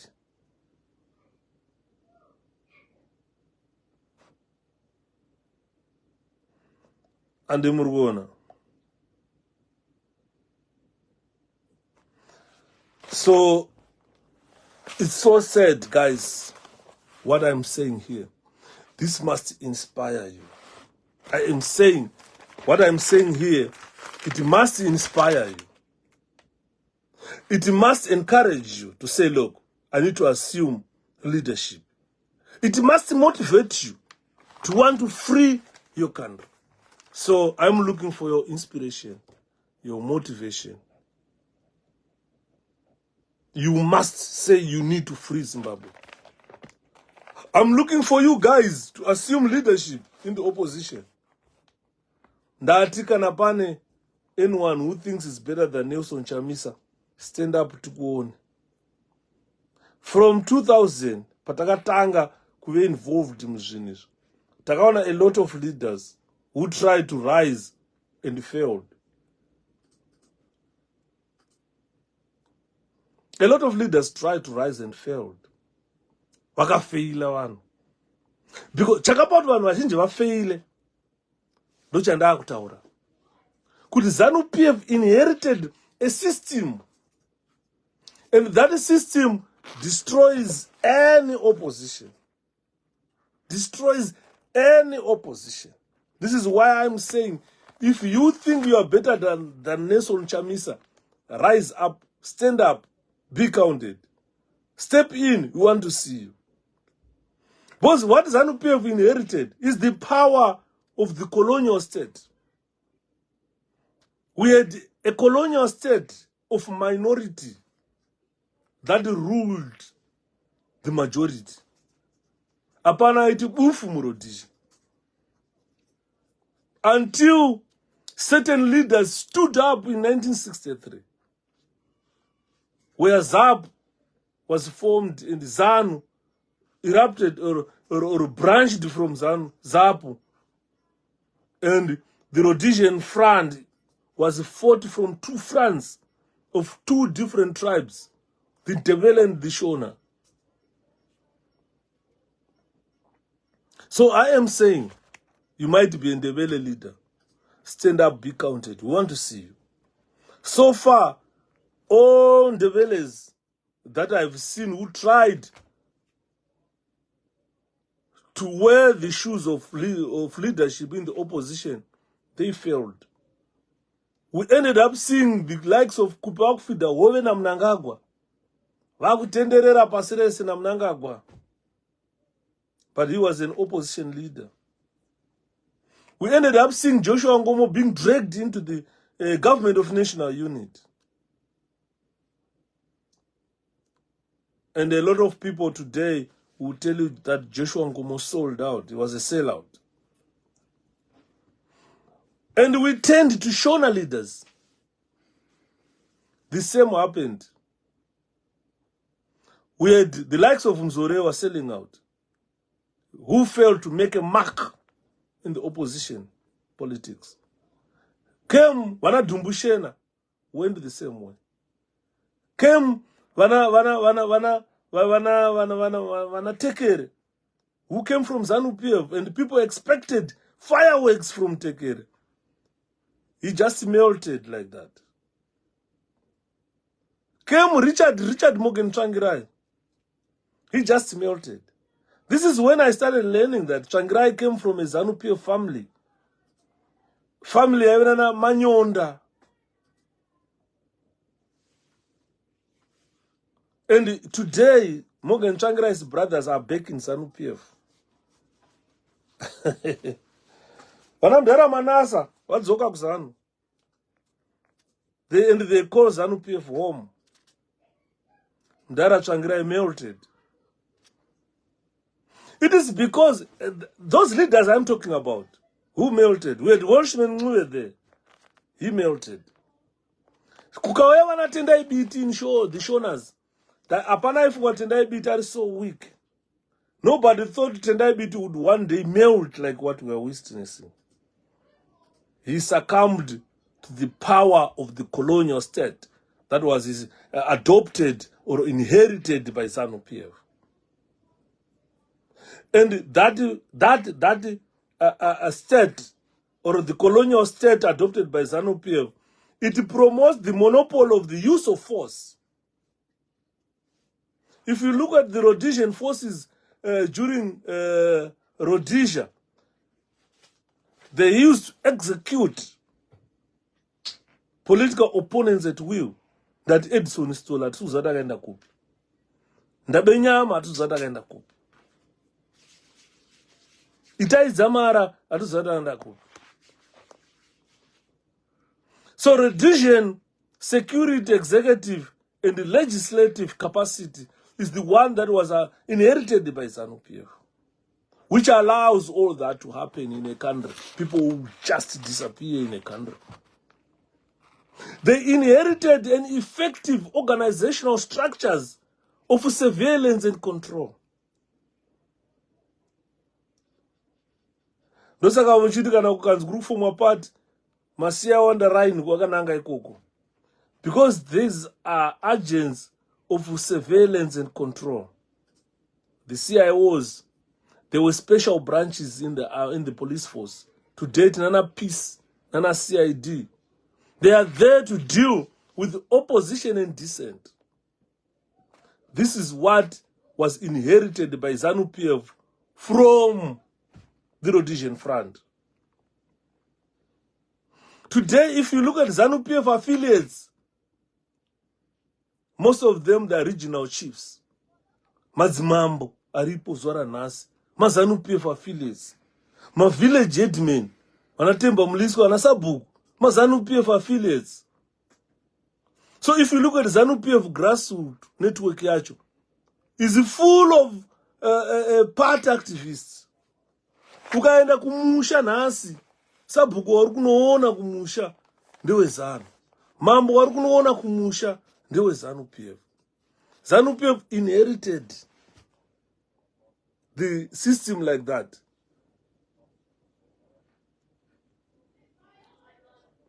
During Smith regime, madzimambo vakatorerwa mapowers avo, vakatorerwa masimba ekuguvira minda. Minda yanga yakupuwa nehurumende. Hakuna mambo aipa munda. Handimuri kuona. But zvese izvozvo can succumb to international pressure. Remember what I was telling yesterday at 𝐒𝐿𝐾𝐬𝐢𝐝, how are you? Tetes chaiwo murise. Remember what I said yesterday, that we need to highlight these horrors to the international community. We are not doing enough, guys. We are not doing enough as a way forward for these horrors to be highlighted or exposed to the international community. The international community now very so occupied with Russia. Because varugadzira kubaya Putin. But I am saying the manner of victory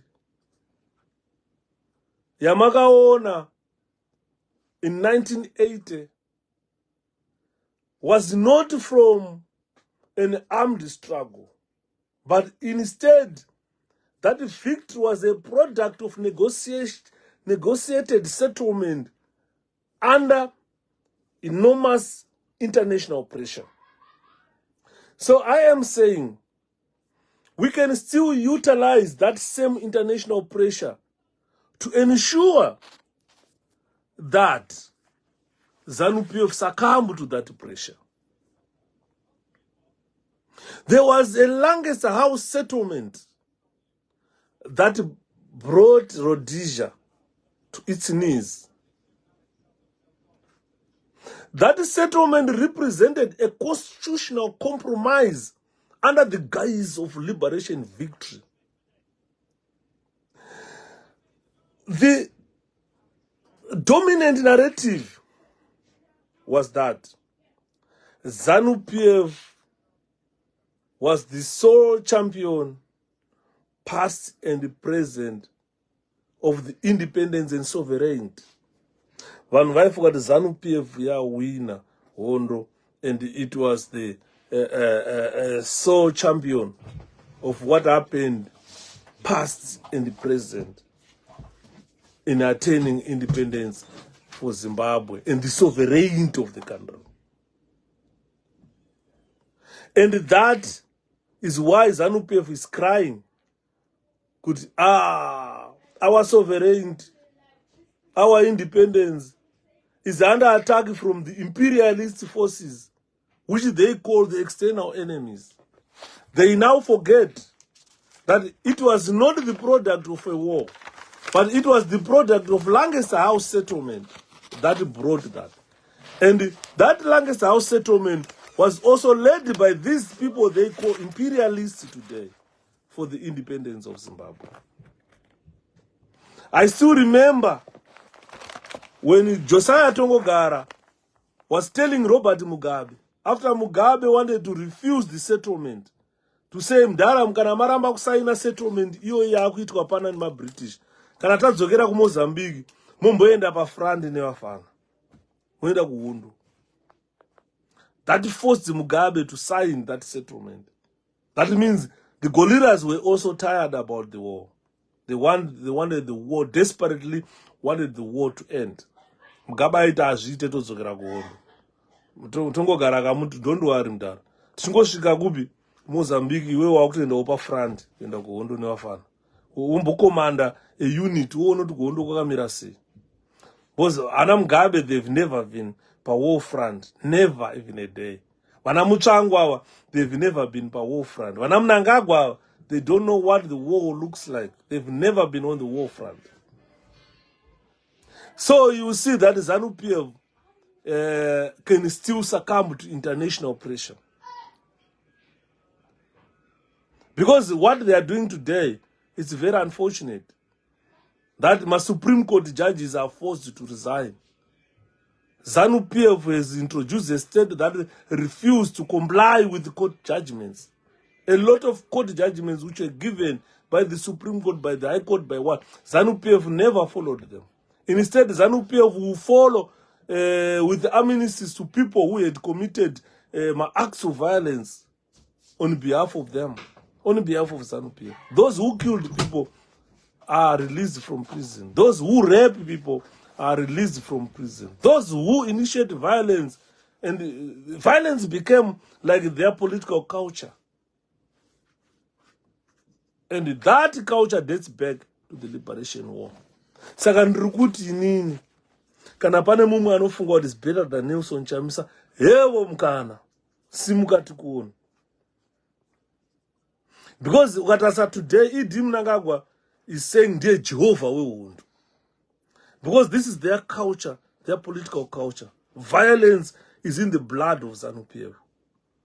Mnangagwa is standing today and tell you that Ndri Jehovah wehundu. He ghostly joked that he has got degrees of violence. In addition to those honorary degrees he's being conferred. But he boasts that he is Jehovah wehundu. He has degrees of violence. Under such circumstances, we still have one of the youngest leaders in SADC who has taken initiative to confront the regime. Ana Jehovah wehondo vari patight na Nelson Chamisa at 46 years. He started giving them a headache at 40.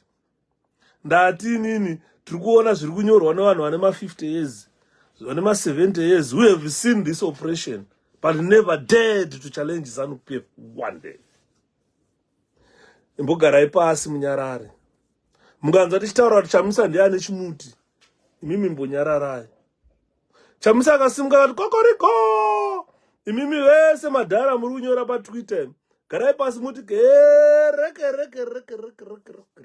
muri sheshe dzevanhu. Because under this area of violence, Chamisa has stood up. ZANU-PF has got a very strong, long and successful history of violence. Anyone who dare challenge ZANU-PF will suffer the consequences.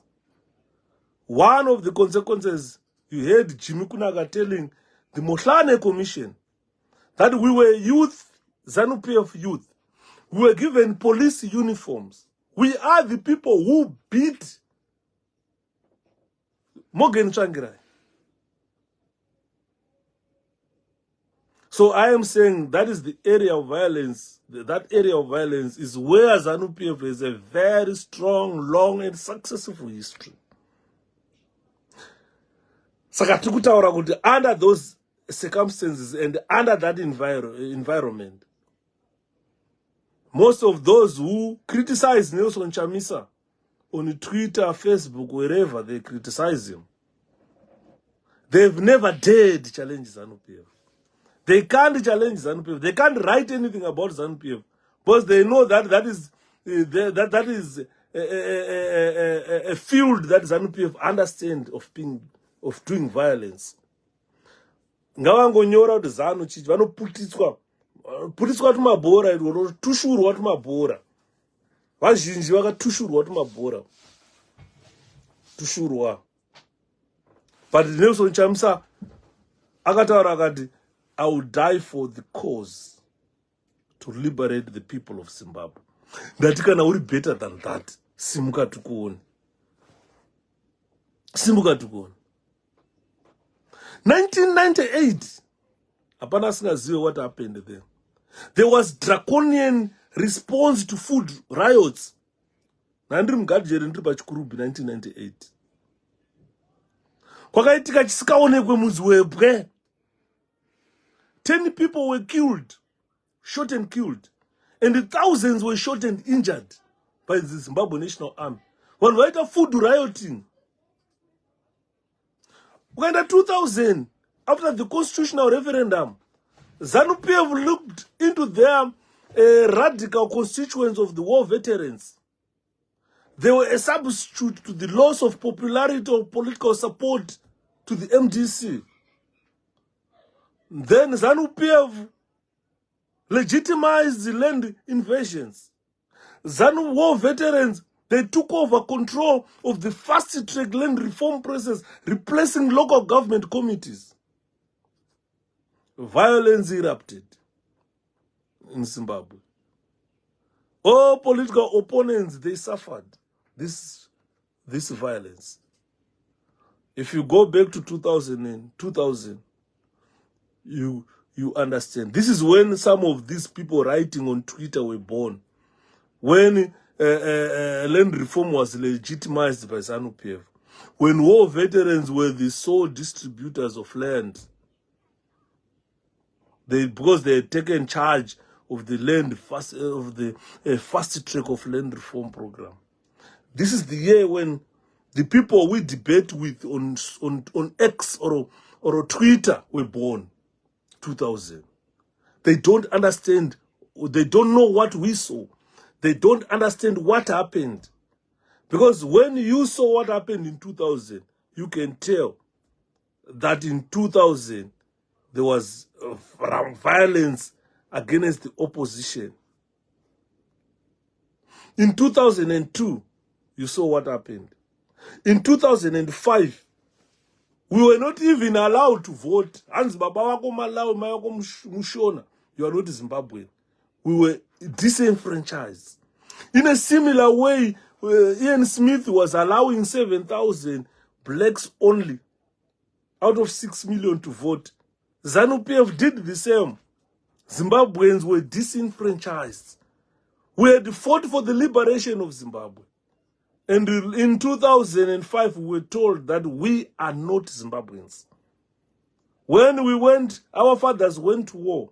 When our fathers helped in the armed struggle, no one said you are not Zimbabwean. In 2005, 35 years later, we were told that we are not Zimbabweans. And we were not allowed to vote. In a similar way, Ian Smith was refusing black Zimbabweans from voting. That is ZANU-PF for you. And you saw what happened in 2005. You saw what happened in 2008. In 2008, things became worse. Teachers were fired. Local government officials were fired. Health care workers were fired. They were dismissed from their jobs because some of them were perceived to be sympathetic to the MDC, to the cause of the opposition. And a lot of people were fired. A lot of people were killed. Violence was rampant. 2008, hapana singazive zvakaitika. Ama 2000, makanga maane 8 years mazvaro, and you saw it. But chimbirwa maDakota, ndakaimbirwa Dakota wakaroi. Unzi ukaona Dakota rauya mai, paita mutengesi somewhere. Violence. So there's been a systematic use of violence in all the elections that were held in our country. Particularly the 2008 run-up to and the aftermath of that election referred to as the fear. Pakarwa munhu, pakafa munhu, misha yakapiswa, vanhu vazhinji zvirema kutaura kwatiri kuita. And that violence was directed at the heartlands of ZANU-PF it had lost popularity. Mashi West, Mashi East, Mashi Central, Manicaland, people died. Nothing. So you can tell that the youth militias were at the core or at the center of that violence. They've been co-opted and licensed and encouraged in the formation of the Green Bomber and the use of violence. Government told them, if you want to be a prison officer, you need to be a Green Bomber first. If you want to join the army, you need to be a Green Bomber first. If you want to go join the health department, Minister of Health, you need to be a Green Bomber. So that means the youth militias were used for violence and they were co-opted into the army, police, prison, and health. They were licensed and encouraged to kill. Pakazoimbwa unzanzi kunorowa baba na mai. The war veterans were at the center, at the core of violence. The ZANU-PF supporters were at the center and at the core of violence. We all saw it in Mash West, Mash East, Mash Central, Manicaland, Mashingo, Midlands. Takazviona zvese zvatutaura izvi. Ama 2000 makanga makura ipapo when the army was being deployed kunofoma mabases ekurova opposition. My security services, the elements in the army, the elements in the prison, the elements in the CIO, CID, ZNA. Those were elements which were manning those bases. A lot of Zimbabweans were killed, maimed. Women were raped. Still under that environment, someone will tell you that Chamisa is weak. Chamisa has failed. And that same person who's telling you Chamisa has failed is probably 66 years old or 60 years old, who saw all this happening and he never rose to become a leader. Ndayatikana uri better than Chamisa, show us, tell us. If you think you are better than Chamisa, show us. That environment is not conducive for politics. Dzisina chuto mukati, dzisina futi, slogan.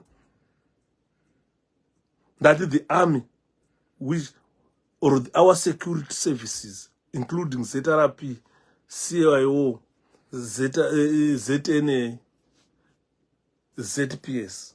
All these, they were deployed.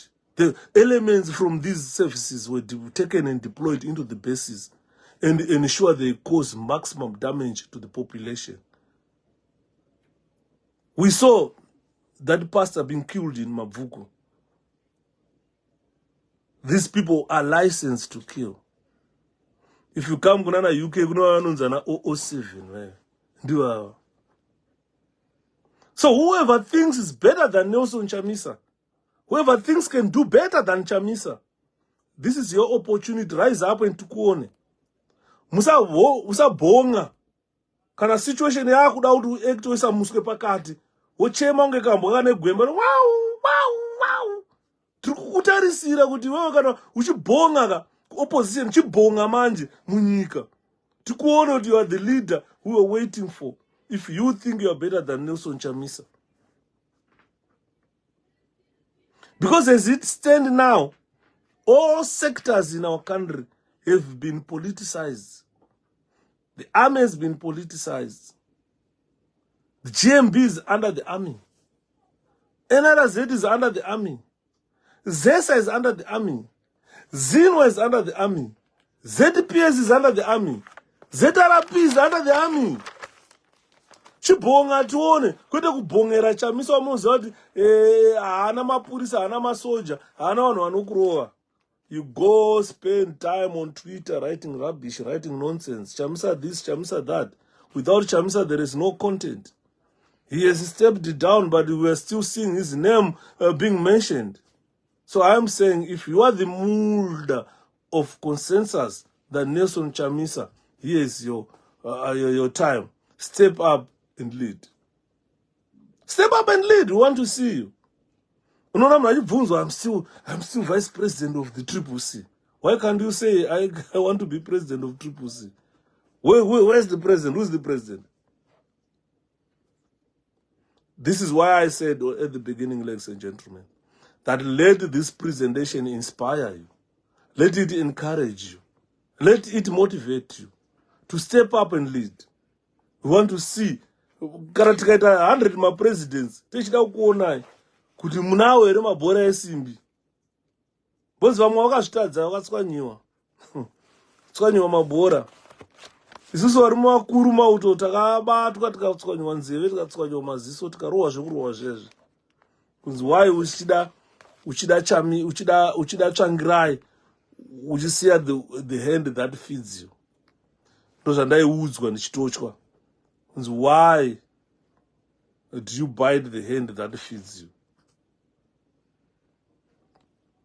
Ladies and gentlemen, ndati nini kana uchifunga kuti you can achieve better than what Chamisa has achieved, step up, step in, lead. We want to see kuti unosvika upapi. Unawo here mabhora acho esimbi.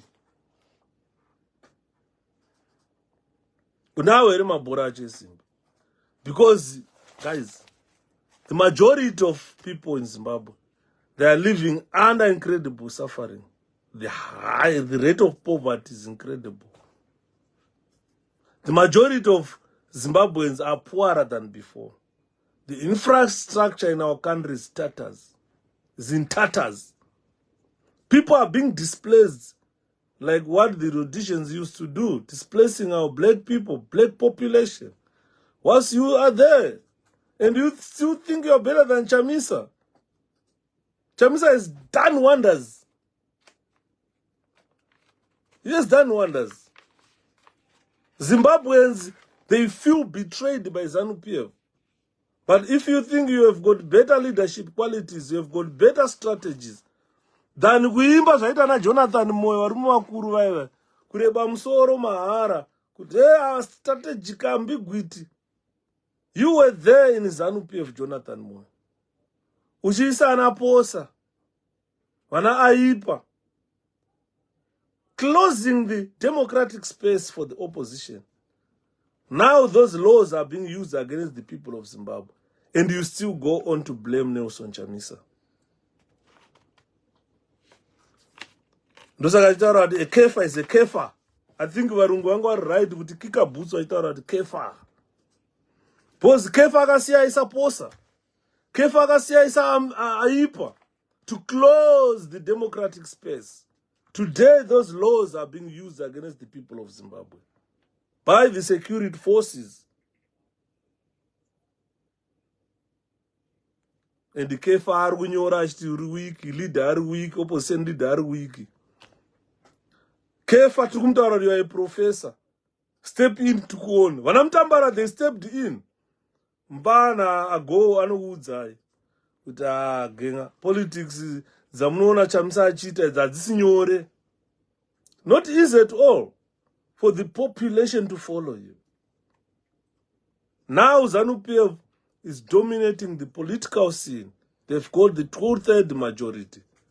They can restructure power at will. They can manipulate our constitution at will because of Shabangu. Andi munanyatora. Dai mdara uyu Ngwena anga ane ma political skills akaita sa Mugabe zviri nani. Apa zviri kuitwa ne door 4. He doesn't have this oratory ability. He doesn't have good communication skills. He is not a charismatic leader. And it more. As where's that hope, please tell him to step up and show Chamisa. They can't do that. Ndosaka ndiri kutaura kuti hakuna vanhu muZimbabwe. Chamisa is the best foot soldier at the moment. Vamwe vese ava kungogwauta ngembwa dzine gwembe pa-X apa nepa-Facebook apa. When the real situation confront them, vanoisa miswe yavo pakati pemakumbo sembwa. Kambwanana kakachihukura shumba dzichipfuura painongotevera shumba unakapeta musa wawa kakuhwanda newe ndozvavari kuita vazhinji vacho wawa vachihwanda naChamisa because they lack the political skills that can transform an organization. Chamisa has done that. Has built political parties. Has led us into victory in 2018. Led us into victory in 2023. Zimwe zirungo ukura. Unaona murume mkura achiremerwa nemabhora. Kutotenga trousers hombe. Kutotenga maboxers short kuzadza mabhora asina basa. It's so sad. Kuti narume kuremerwa nemabhora misoro yakakura is empty. People can't even think.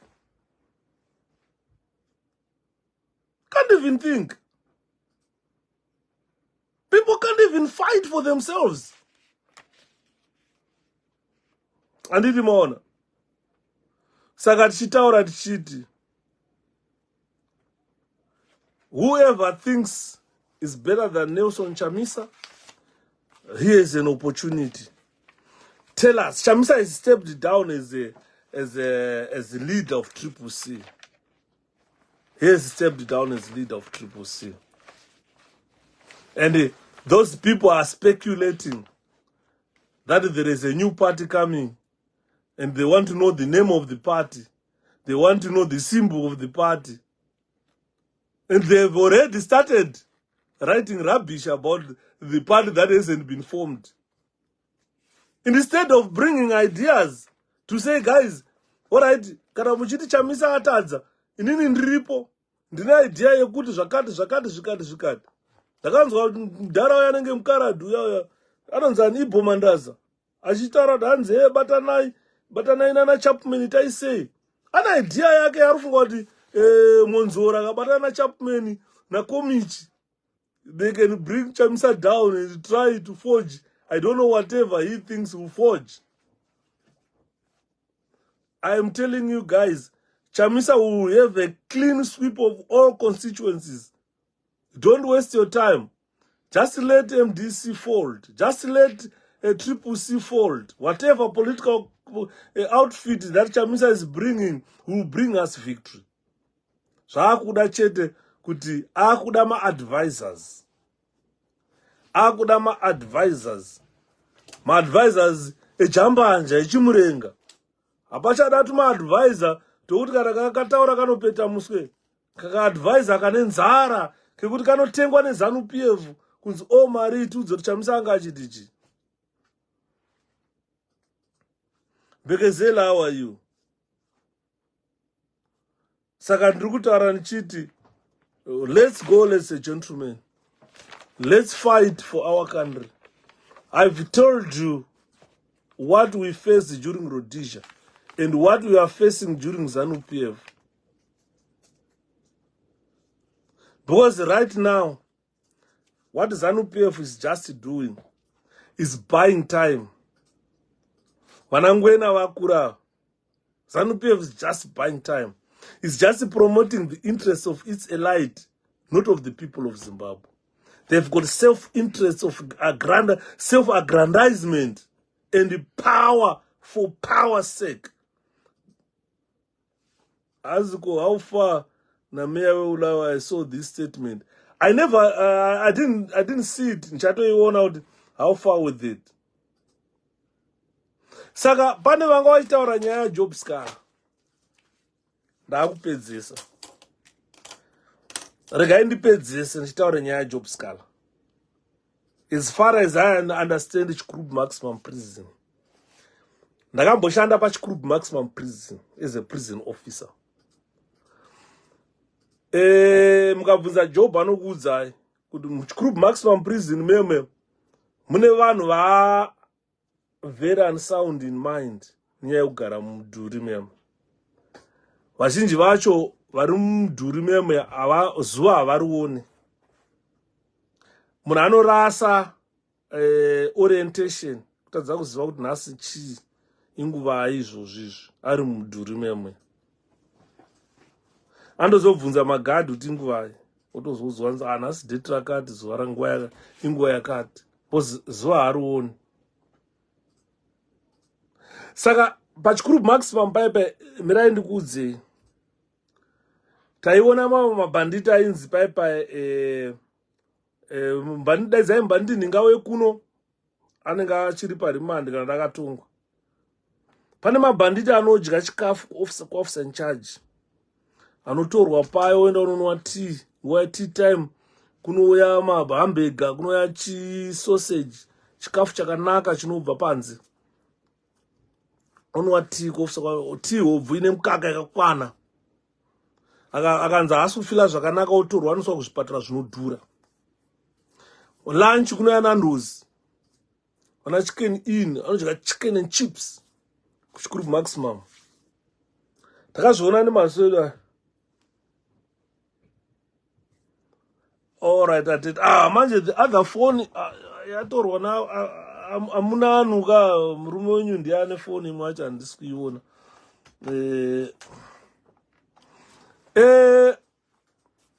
Inini ndakatombobvunza mumwe musi.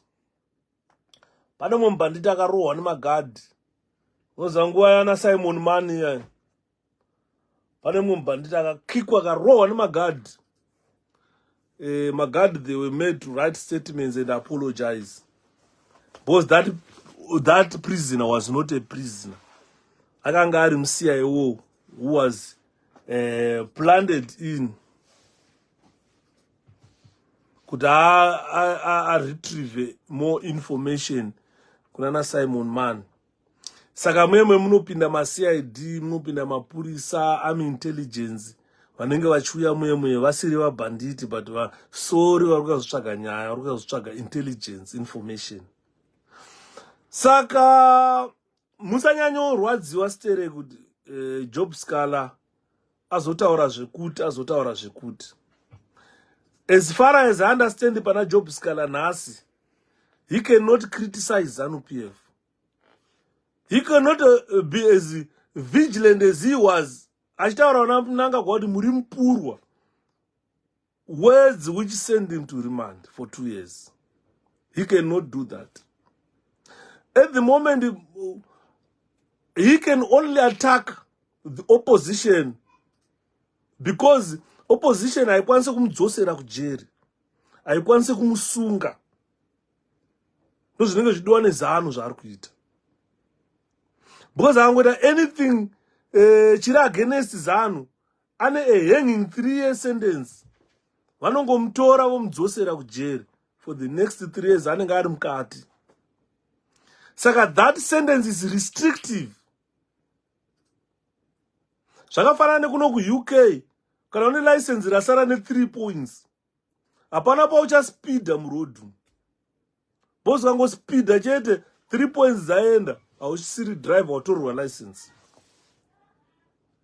Saka he is a bit cautious at the moment. He cannot attack ZANU-PF.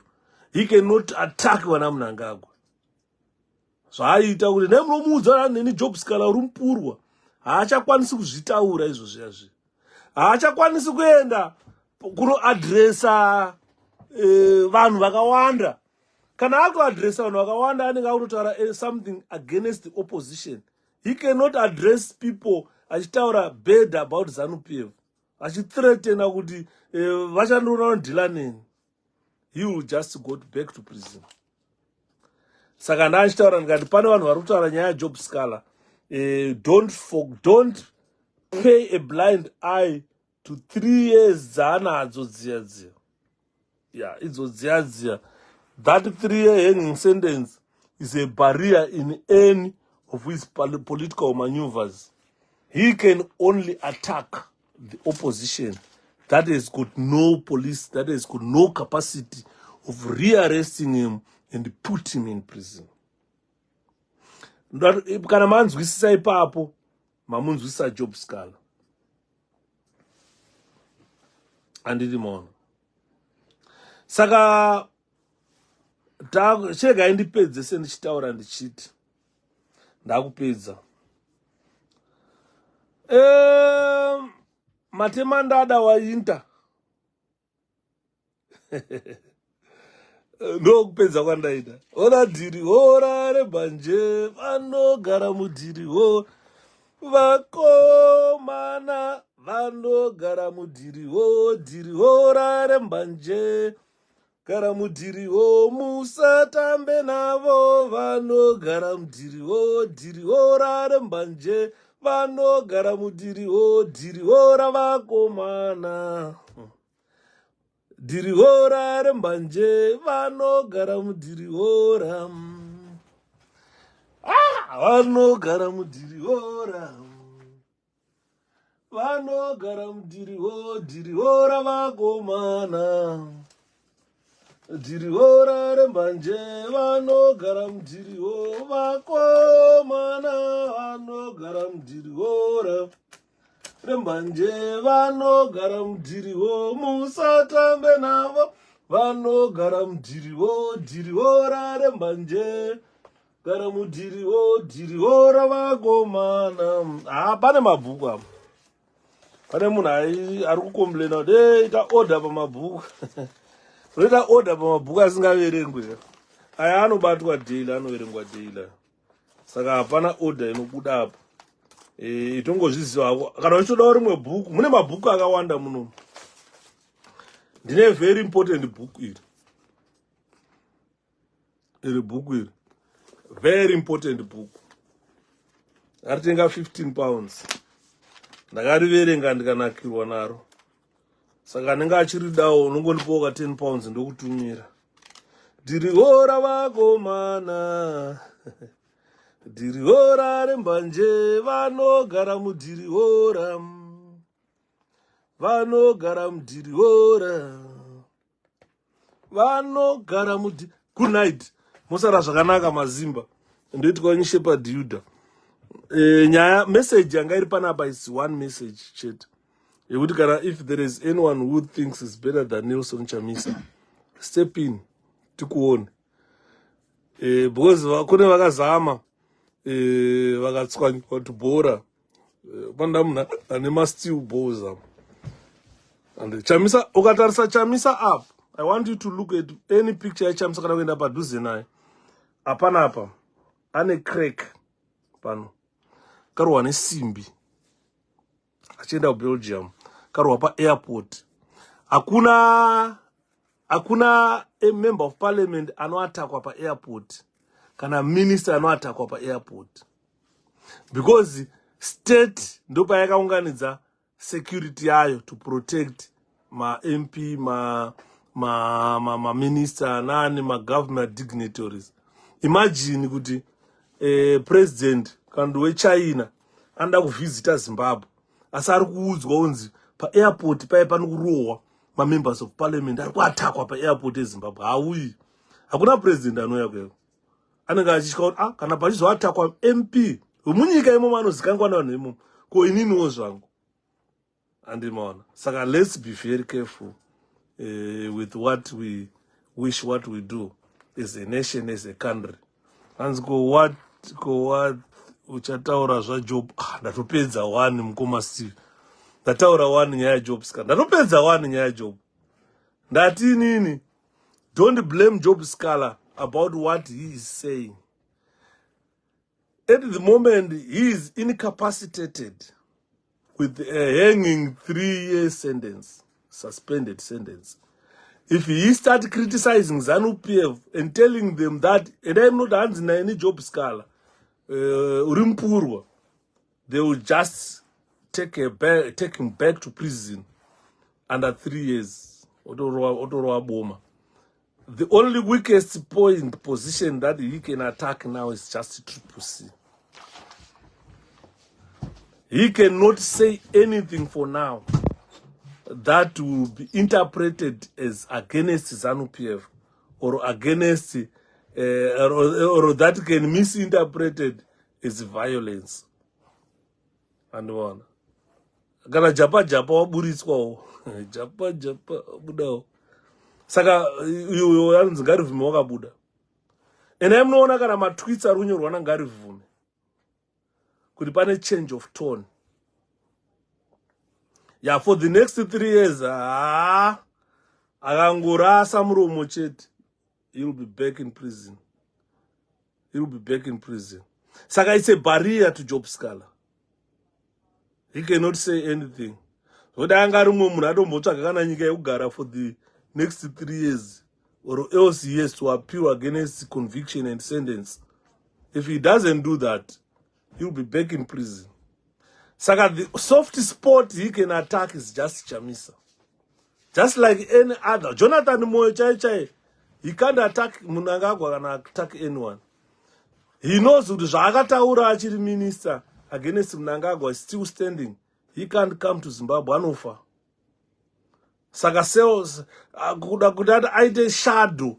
Zagataura were ruled out. He is like attacking Nelson Chamisa.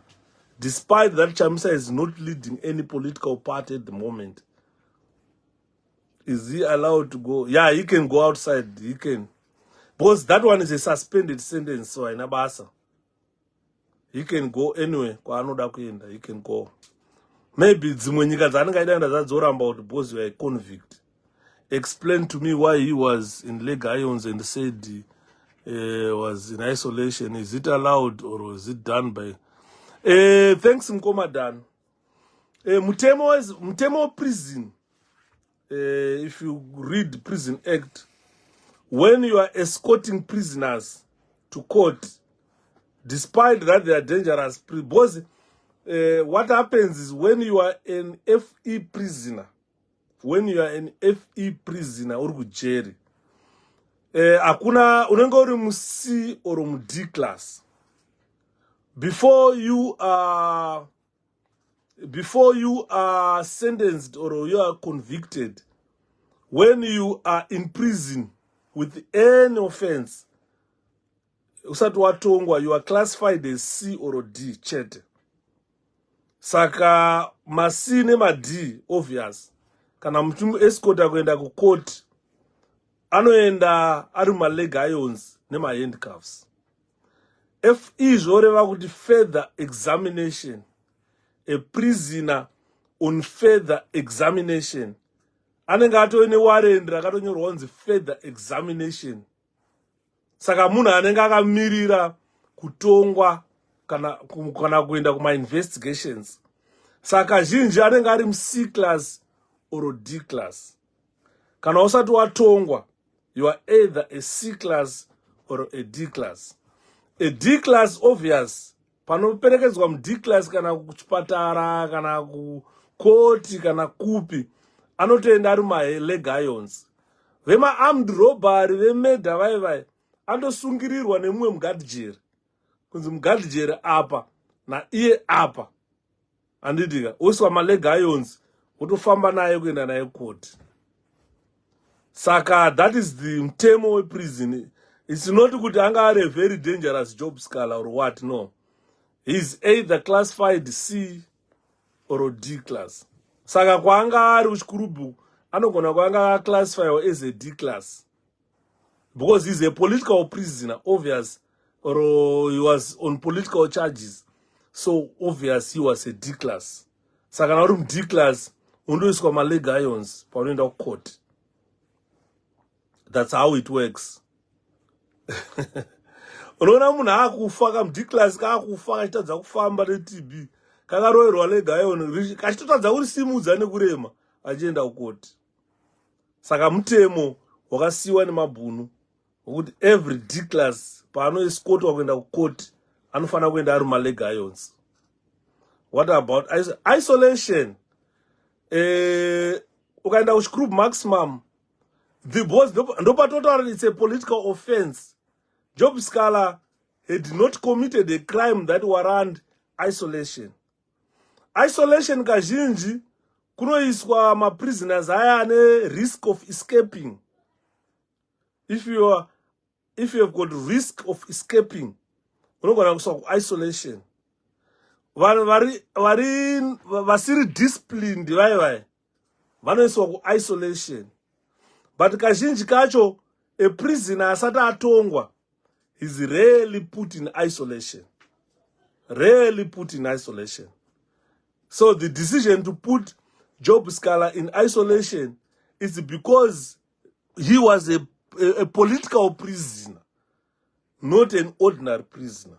If he was an ordinary prisoner, aingokandwa mbombera mune vamwe.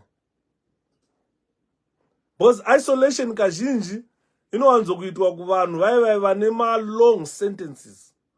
Kuti munhu atongwa 100 years in prison, atongwa 68 years in prison, vanowanzoiswa kuma isolation. Kandi munhu ari life in prison, anogona kuiswa ku isolation. Kandi munhu ane behavior iri dangerous, anda zvekurwa nevamwe, anda zvekurova magadhijeri, anda zvekuonererwa achita zvimwe zvekuti anogona kuescapa kujeri, vanhu vanoiswa vanorecommendwa for isolation ivo vaiva. And do you know the section of this, please? What's the act? I think if you download the Prison Act, I can't remember now. If you download the Prison Act, it will, you read Prison Act, pane incarceration, mukaenda pa hands word up. Prison Act, vraipa Prison Act mdara. Motarisa kuti vano lock up my prisoners, my dangerous prisoners, classification and so forth. And what's up? I don't understand. What's up? I don't understand this. With the WhatsApp, what does that mean? But if you download the Prison Act, do you know pa treatment of prisoners?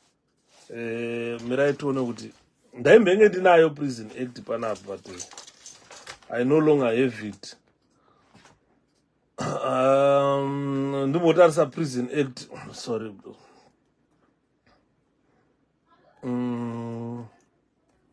Mungavhura Prison Act, I think inotaura kuti musungwa ano ndakusvikanganwa haanda ane makore ndabva. Alright, muvida pa WhatsApp, regaitoona kuti Prison Act inoti chi.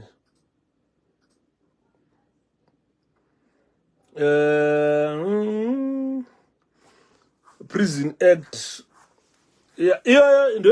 inotaura about management of prisoners. Prison Act Zimbabwe Correctional, yakunzi Prison and Correctional Service Act number 9 of 2023. In my interpretations, in my parts is in parts. Part 1 is the service. Part 2, my prisons and correctional service commission.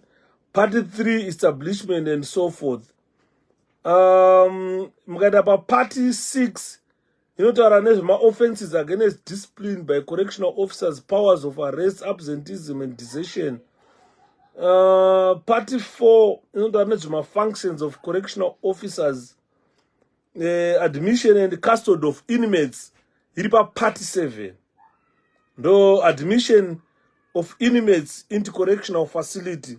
Ipapo ndo panotaura kuti madeclars anoitwa say escort of inmates to court. Mkaenda pa Part 7 of prison. Yes, please. Yeah. Part 7, Part 5. Regaitone pa Part 7. Page during Part 7. Trial pro defense case, what mitigation. Zvokutongwa kwemagadhi. Iripo online Prison Act vanda kunyazonzwisa kuti zvoreve custody of inmates, custody of and where an inmate is committed for remand in prison or a correctional facility by order of a court or other competent authority, he or she shall be handed over into the custody of the officer in charge thereof with the warrant of committal, and the officer in charge shall detain such inmate in custody for such a period and cause such inmate to be delivered to the court or a competent authority or to be released from the prison or a correctional facility at such a time as the terms of the warrant in question. Custody of juvenile escort, where on the removal of an inmate from any prison or a correctional facility, the number of correctional officers is sufficient to provide an escort of such inmate, the Commissioner General may, with the general or a special permission of the Commissioner General of the Police, request for additional escort.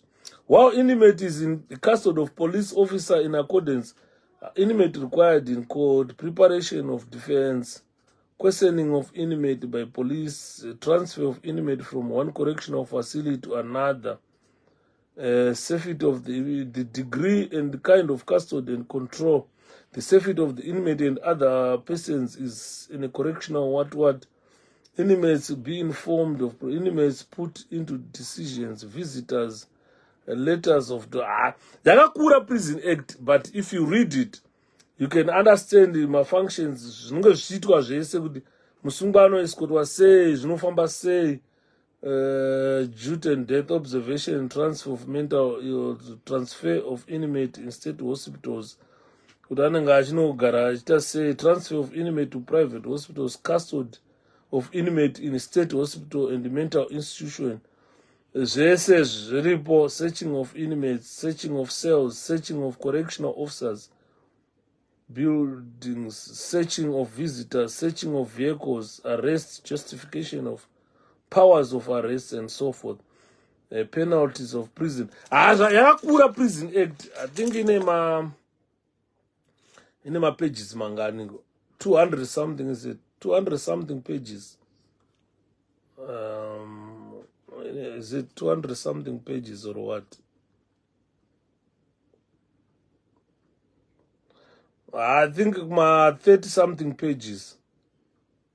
Saka, if you read the Prison Act, it will tell you what Ano Scott was saying, Jinofamba say, why leg irons, this and that, and the classification of inmates, and then also cause it out. Ano Scott Masimbere. Guys, time up here at 12 o'clock. Saka, let me call it quits. Then we talk tomorrow. Good night.